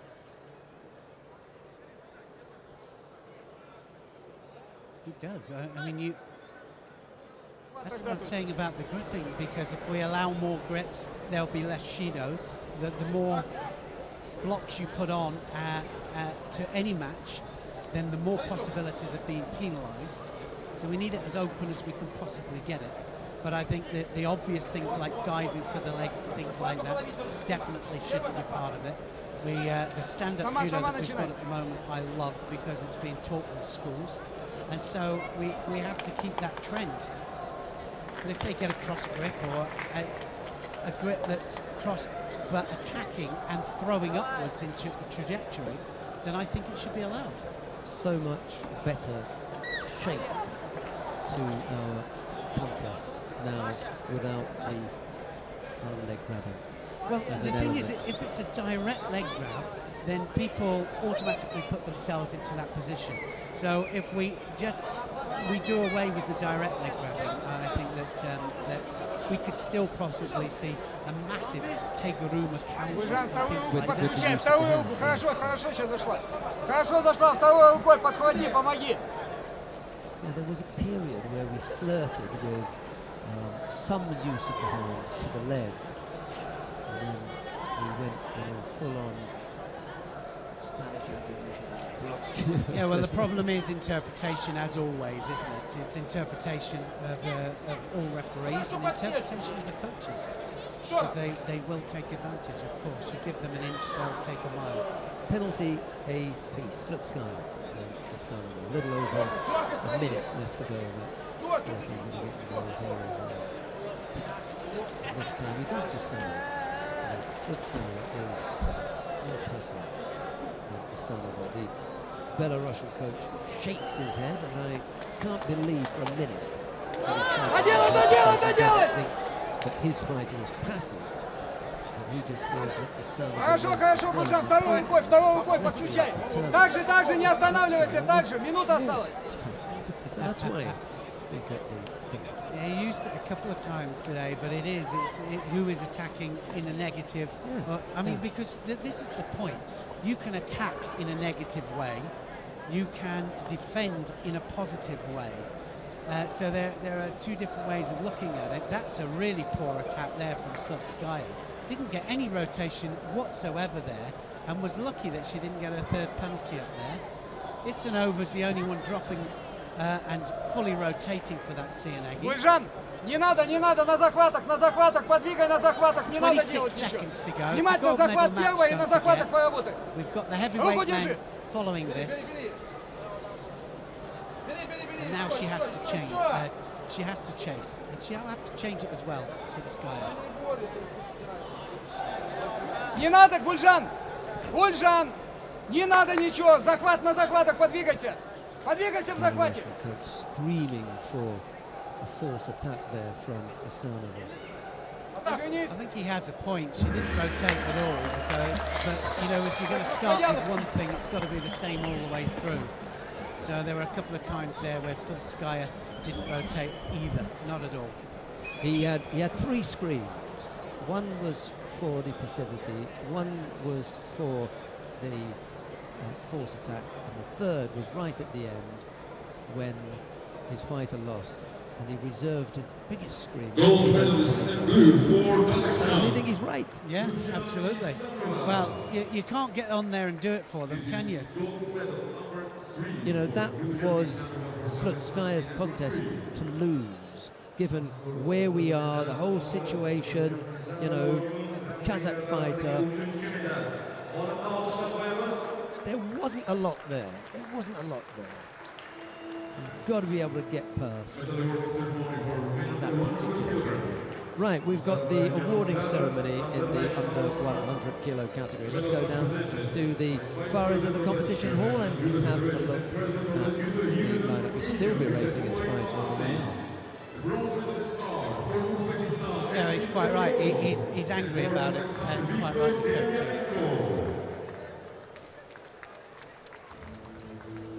Bronze medals go to Erkin Doniyorov and to Viktor Damianenko, Kazakhstan.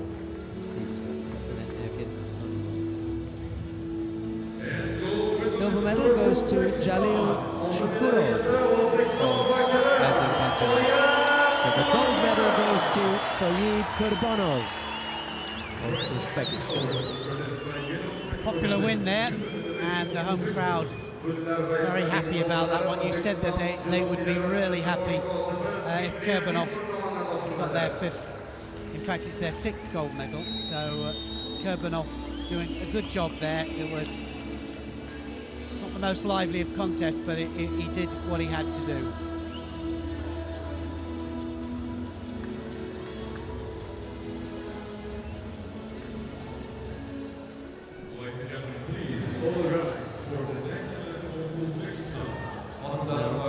National anthem of Uzbekistan Uzbekistan. Respublikası Madhiyası.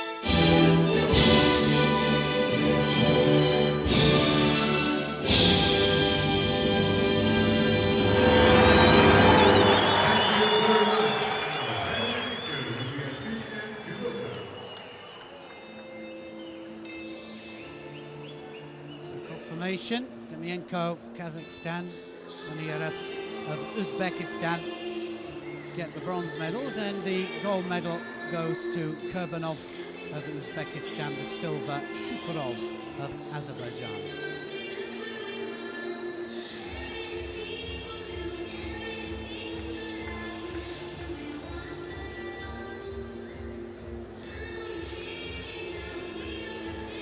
Well, we've got one more weight category to bring you, and it's the plus 100 kilo category. The first of the contest is the first of the bronze medal contest, and it features Boltaboy Baltayev of Uzbekistan. He faces Luri Krakovetsky of Kyrgyzstan. Baltayev in white, Krakovetsky in blue.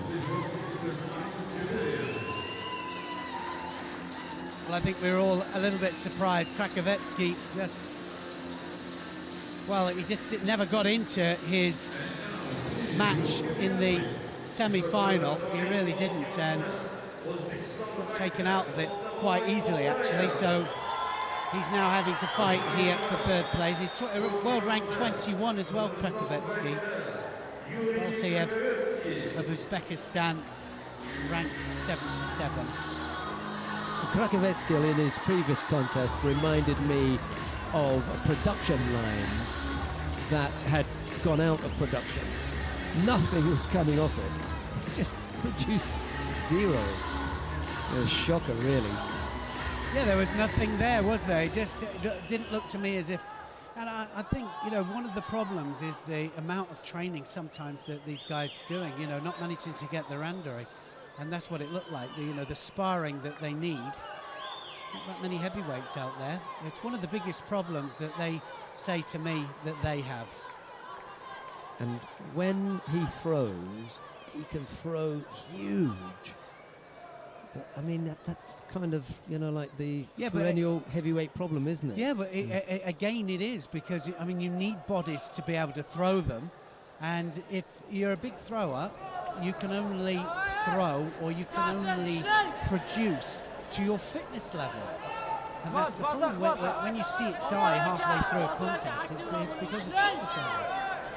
Fit for what, you know? So, I mean, you might be fit in the gym and you may be able to run or cycle, but getting out there and doing 5 minutes out there is totally different. Let's see what Krakovetsky was able to produce in this bronze medal contest. We've had a minute so far. A couple of possible Ashy Wazzers, but like you say, we need to see something absolutely positive here. Same goes for Baltayev. Yeah. Yeah, it's not entirely a dig at Krakovetsky. In this particular contest, the same thing goes for... He did move his leg there. Yeah, he did that time, and the hits went just a tad as well.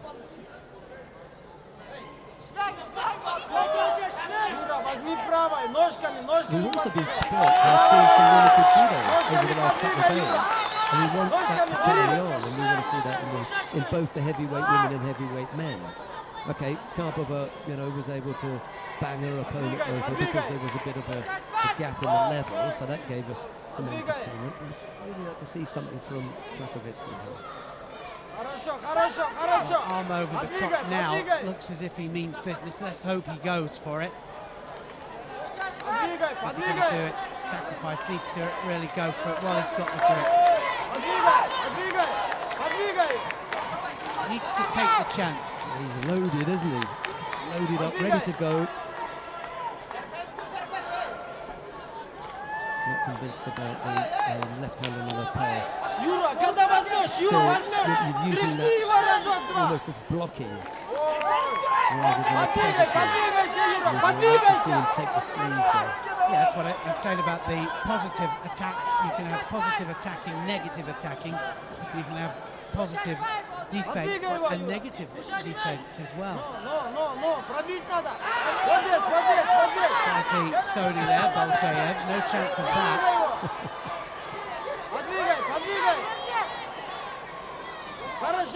Krakovetsky needs to attack. He has no attack on the board whatsoever. Baltier Давай, Юра, also давай! having very poor attempts. Бери первый! Uzbeks will be delighted if it stays this way. 2 minutes to go, however, so something is bound to change.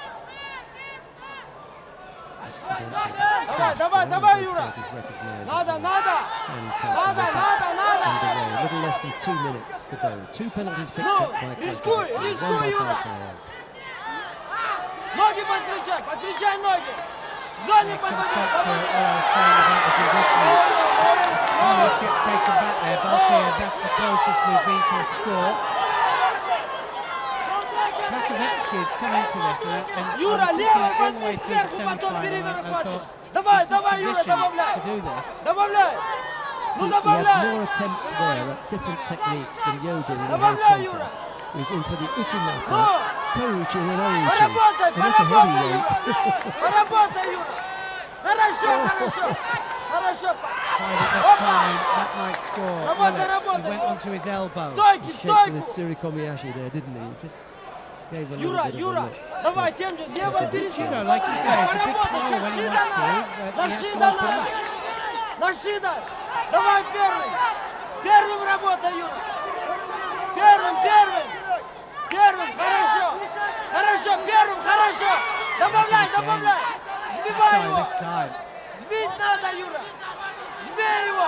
Sasai with the back leg Сбивай! not quite right and a little bit off Сбивай, balance. Юра! Хорошо! Uchimata. До He was конца! slightly unsettled. Мате! So when he's got to where he wanted to go, he was still on the move. Юра, Like you say, was Юра! Baltayev. Хорошо! Обратно, первым! Yeah, now you see the desperation from Krakovetsky because he knows that he's going to lose this the same way he did the semi-final. Первым работай! Первым! Baltiev doesn't care, he's just going to let it come on. Давай, Юра! He's Юра, actually давай, quickly for a big man, isn't he? See that? Давай, He Юра! jumped there, he's ready to go. Давай, Юра, давай, хорошо! Пойдет, поработай! One more effort. Поработай! Second sticking away, and this bronze medal match then, the first one of the heavyweight division. Вставай! Krakovetsky, Подхват, ну! 1 foot out, not quite both. A little bit desperate. It's not going to happen, it's gone away from him. He had one attack in 22 seconds. Well, as I said, just an observation, but it looked to me as if he wasn't conditioned to attack. And that's the problem, is that if you've not got the condition to attack, you can be the biggest thrower in the world and it won't happen for you. And, you know, it's one of the things that I experience now if I do a little bit of randori and, you know, my mind is willing, but my legs aren't, you know, and that seemed to be the case there. And he's not 30 years old like you. No, exactly. And I'm going, move now, now you can go. And it never happens. And it seems to be the case there for Krakovetsky. Baltayev then wins just on that one penalty. Well, our video replay experts may be able to unearth something as far as a highlight is concerned from that one. Balta boy Baltayev makes his way down to the holding area where they'll prepare to receive their medals. But we'll go straight then to the second of the bronze medal contest. Shukrat Turaboyev of Uzbekistan faces Alexander Vakhaviak of Belarus. It'll be Turaboyev in white, Vakhaviak in blue.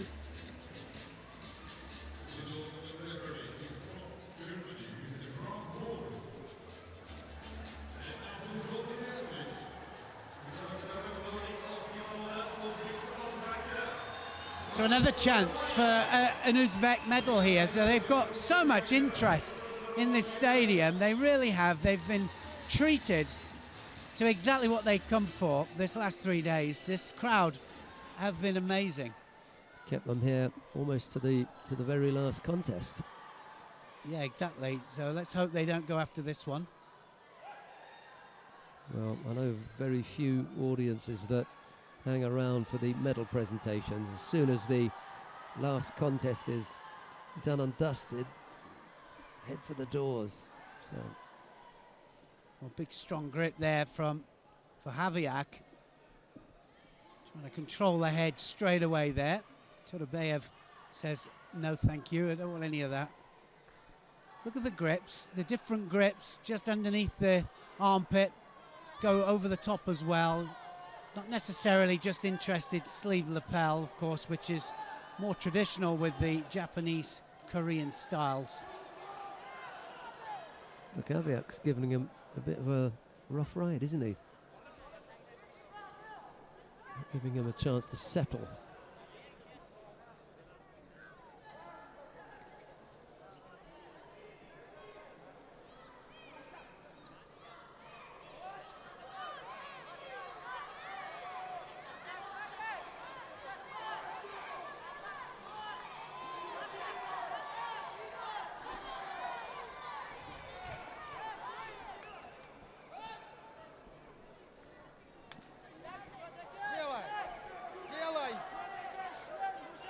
Well, he's trying to force him out the back there, isn't he, for Javiak?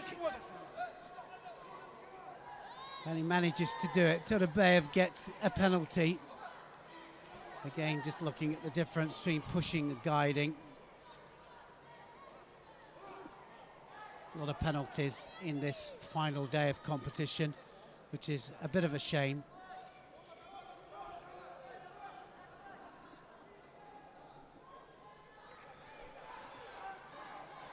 So Turbayev needs to do something to get a score on the board. Almost 2 minutes gone of this 5-minute contest. That cross grip there has to go immediately in for the attack. No chance to set up an attack, it has to be immediate. That's a better one, Uchimata.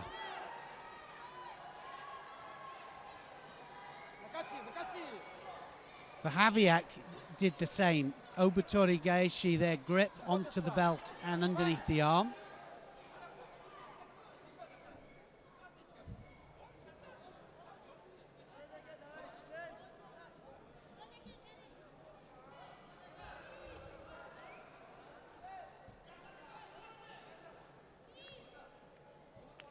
Little bit of blood, just gives us a chance just to have a look at this very attentive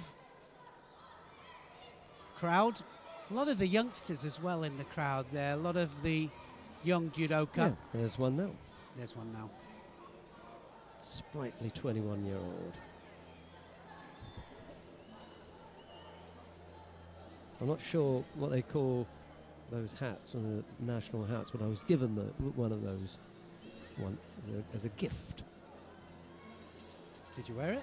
I haven't worn it, but I've got this cabinet that has some special things in, and yeah, that's in my cabinet. The hat, I mean. Ready to go, and so he comes back into the arena, ready to go. It gives everybody just a little bit of a break. Turbayev against Javiak. There's Magomedov on the right of that last shot there. He managed to pick himself up the bronze, and then earlier on we had the gold medalist from the under 57 kilo category, Anastasina Konkina of Russia. And they're not the first time that our cameras have No, wandered just over by there. accident. Yeah, I shall have a word with the cameraman about that. Well, arm round the back, one's round the back, the other one over the top. One good for the Surigoshi, the other one for the Ogoshi. Either one would do.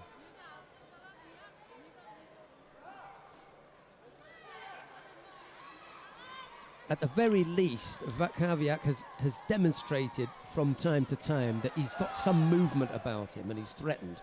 And there again, it just looked a little bit more urgent at times, and then has stopped. Yeah, that was a nice Osodagari there from Javiak. And a second penalty up there to Turbayev. Possibly brought about just by that little bit of action. You know, Vakaviak has enough going for him to have that little bit of distance. Turaboyev is at a disadvantage here because he's got 2 penalties against him. Despite the fact that there's no score on the board, he's at a disadvantage, and he's going to have to change his game here because we've got minute 21 left to go, and he's going to have to do a bit of chasing now. Well, he will have to take a few chances. This is when you're in danger, of course, of getting countered. He's going to come forward.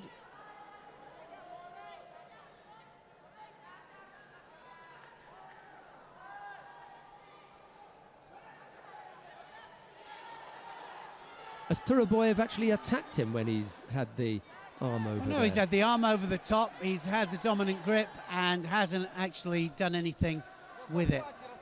So the whole idea is to get the dominant grip and attack off it. Into the last minute now. He has to come forward, Turaboyev.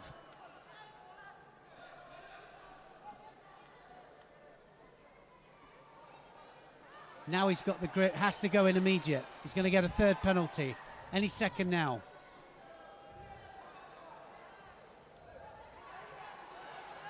Keeping that arm just that little bit long, isn't he? Just keeping the arm over the other side.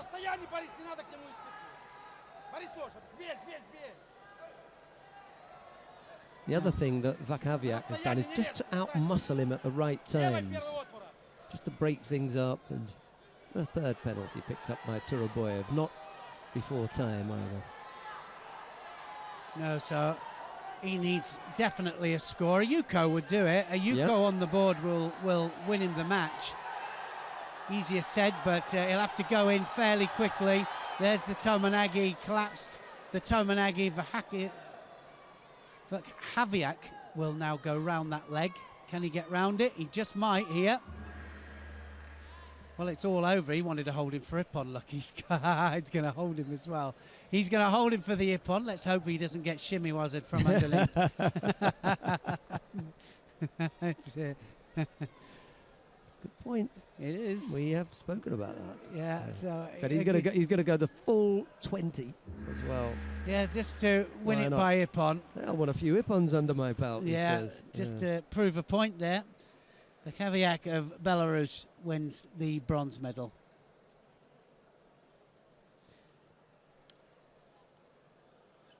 He was the better of the 2 fighters. He showed a little bit more urgency at times, not throughout the whole 5 minutes, but at times he would just, step up into 1st gear from a standing start and then fall back. It really was that. I'm not going to try and con you into thinking that was the best contest ever, but Vakaviak did just enough, to get past Turaboyev, and he ended up with the bronze medal. Absolutely. Failed Tomonagi. Had to kind of go for it, didn't he? And got the foot caught there in the jacket. That's why he wasn't moving round into the offside commi straight away. So a bit of an accident. Kind of saved him, but it didn't save him in the end. The last second, he moves round. The buzzer went, but the referee had already called the offside commi, and so he let it carry on. And really it's just when that foot comes out, offside commi, and Frank Wolf called it then. Right, we come to the final of the plus 100 kilo category for men. Andrei Volkov of Russia faces Yerzhan Zhinkishiev of Kazakhstan. Volkov in the white judogi, Zhinkiev in blue. Well, we should have a better match here with Volkov against Zhinkiev. That's their route through here. Volkov will be in the white judogi and Zhinkiev in blue. And what we want to do is to finish on a big Ippon. The Russians certainly want that anyway. This is their first chance of a gold medal today. 3 gold medals already, but they want a men's gold medal. Volkov's got to be favourite for this, hasn't he? I would have said he's favourite, and, well, we've made a few predictions. Have we got them all right? I think they've been reasonably all right. good, yeah. Let's go with Volkov then, see what he's got to offer today.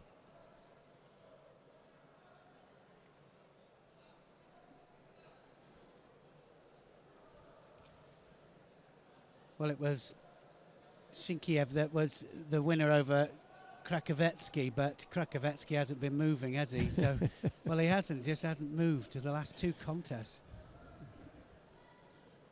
Yeah, he wasn't really around today. Yuri Krakovetsky. Shame, because I like him. You know, he's a likable fighter. He's one of those fighters. He's not that big, so he does catch your eye in the heavyweight division for the very fact that he's not, you know, one of the big tallest. He's not one of the tallest in the weight category. He's a little bit like Zinkiev, to be honest, short and stocky, but he moves with surprising speed for a big man. I don't mean Munita speed, but you know, he does have some good movement. Well, Volkov can throw as well now, so let's hope that he opens up here. We want to see an open match. That's what we want to see. We want to see them both trying to attack. Oh, look at that, Uchimata! Oh, Yuko there from Shinkiev. Beautifully taken as well, wasn't it? Landed on his side, so only a Yuko. Volkov was lucky to come out of there with only a Yuko, because at this point you think and he's lost the control of that hand. If he has that the left hand and that comes through, he goes. What was it that went wrong there? Well, it's what went right, you know. Good technique, Shinkiev. Nice Uchimata. The support leg was central. Just didn't have that Kazushi hand just wrapped around. He needed it to pull round. Well, Volkov was almost gone there. He was lucky to escape with just giving up Yuko. And there's plenty of time. And Zinkiev now may have the feeling, hey, you know, what I can do once, maybe I can do again. Well, I think he will, certainly with Volkov having to come forwards as well.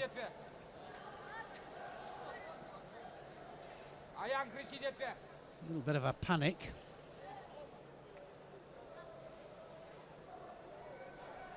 I'd love to see Zinkiev come up with a nice low left Toshi. Anything's possible. It's just got that feel about it. You know, for me, I just want to see them moving and throwing over the two sides and getting some variations in there. He just walked out there, didn't he? Shinkiev there just gets away with 2 feet outside the area. When the efforts are good, you know, we're going to say, well, that was a good effort. When they're poor, what do you say? But that was a poor effort from Volkov. He collapsed, and there was nothing coming from it. And it wasn't as though, you know, Shinkiev had come up with some terrific block. It just wasn't there to begin with. It all stems from the kumakata, from the grip and the positive grip. So if they get it, they have to attack, you know, but how much randori are they doing? How much actual throwing with the fighters, their own kind of power and strength and weight? Got the grip now. Look at that. Volkov just needs to go in. And that's again, he's gone out there, Shinkiev. Yeah, just avoiding, danced out. Yeah, but he picks up the penalty this time. 1 minute 33 then left in this whole tournament. So this is the last match, the plus 100 kilogram final match. And I've got to say that this whole tournament in Tashkent, the first 2 days were absolutely amazing. Today hasn't been quite the same, but we've seen on a whole some incredible judo and some great ippons, which is what our game is all about. Zinkiev showed signs of wanting to apply the shimiwaza there, but never really developed the just opportunity. Had a little look over at the clock as well, didn't he? Thinking that minute could feel like an hour. Got to hold him off, stay in the middle, doesn't need to do anything different. Arm round the back. Can Shinkiev do it again? That Uchimata was a nice one. Now he turns inside the area. 30 seconds. He has an attack. Should get a Shido now. Hasn't done anything. Absolutely nothing. That was a good one. So probably just got himself out of jail there. 19 seconds left.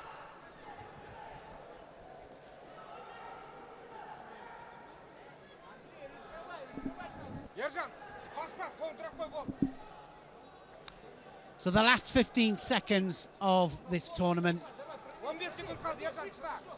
and the heavyweight division, the heavyweight men, just one score in it there to Shinkiev. It was an Uchimata that took Volkov over. Volkov will finish this match, having not attacked actually. Didn't see him attack once.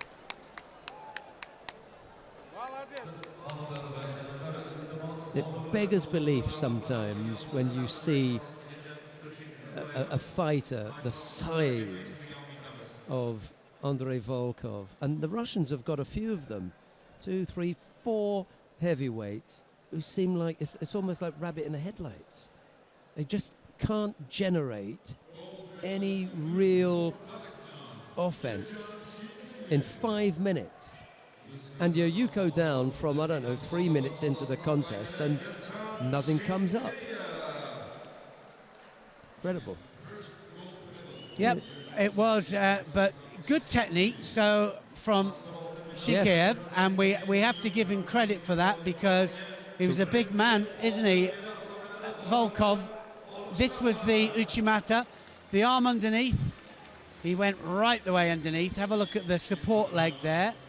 Support legs directly underneath. So if you're going to lift any weight up whatsoever, you need it as deep and central as you can possibly get it. And he just rotates him over onto his side for the Yuko score. Didn't quite have the pull that would have required Volkov to rotate onto his back. So it was a good technique, a Yuko score that wins him the gold medal for Kazakhstan. Right, we come now to the awarding ceremony for the women in the plus 78 kilo category. Let's take a look at the lineup. The first of the bronze medals goes to Rahima Yuldosheva of Uzbekistan. Second bronze medal goes to Daria Karpova of Russia. The silver medal goes to Marina Slutskaya of Belarus. The gold medal goes to Gulzan Isanova of Kazakhstan. Yeah, Isanova just did enough in the end. Kazakhstan, 3 gold medals, 2 silvers, 4 bronzes. So they've had a good tournament here, and they're third in the medals. Joint third, actually, with Russia. So they've got the same amount of medals. And now the national anthem of Kazakhstan.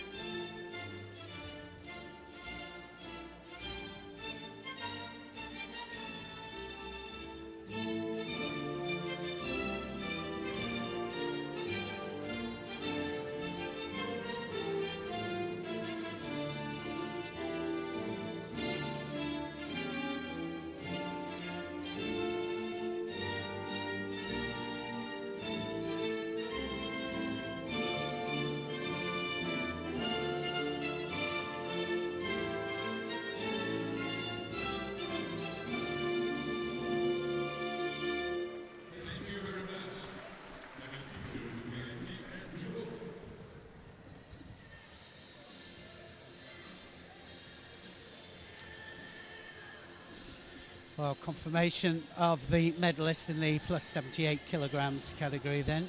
Davia Karpova of Russia, Ilchishova of Uzbekistan get the bronze medals.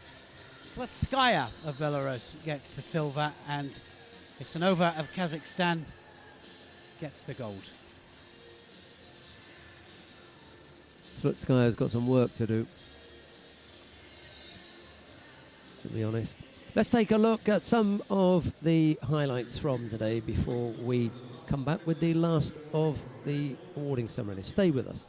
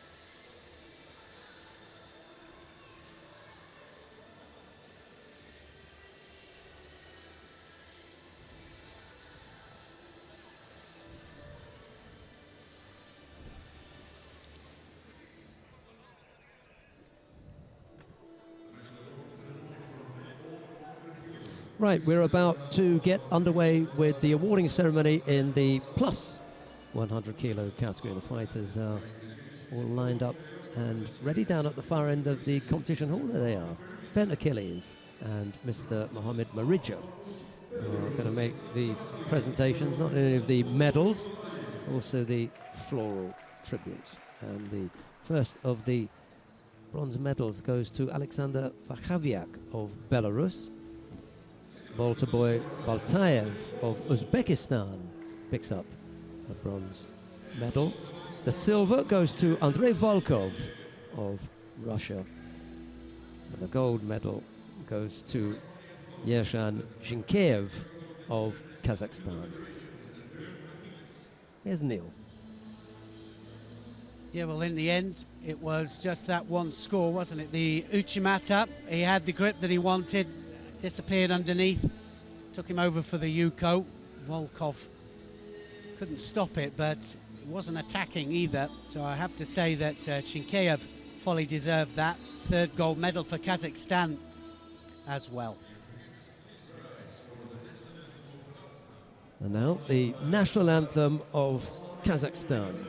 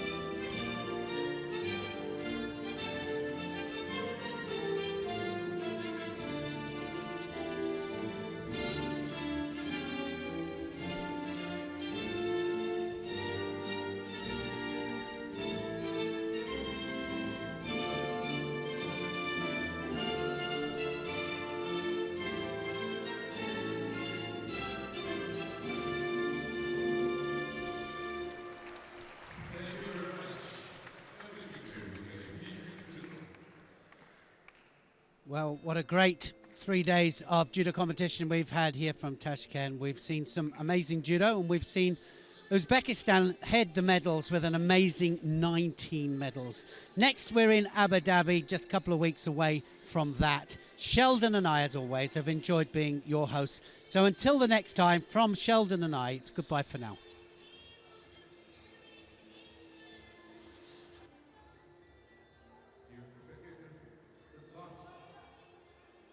The last results of Tashkent Grand-Prix from Uzbekistan, that 6 gold medals.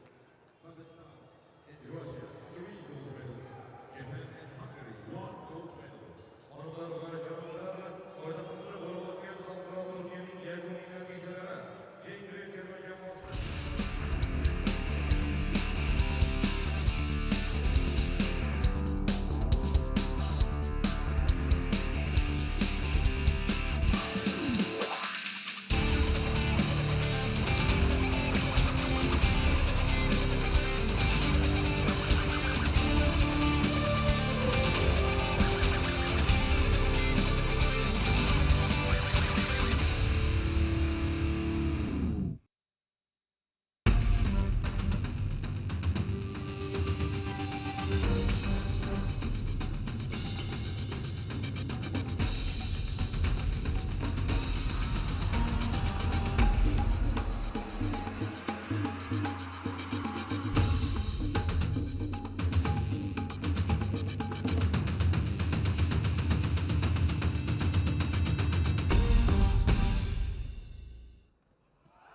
Chekiyada barcha sportchilarni qo'llab-quvvatlagan muxlislarga o'z minnatdorchilik bildiramiz. Navbatdagi 2017-yilda Toshkent Grand-Prix'da uchrashguncha xayr va salomat bo'ling.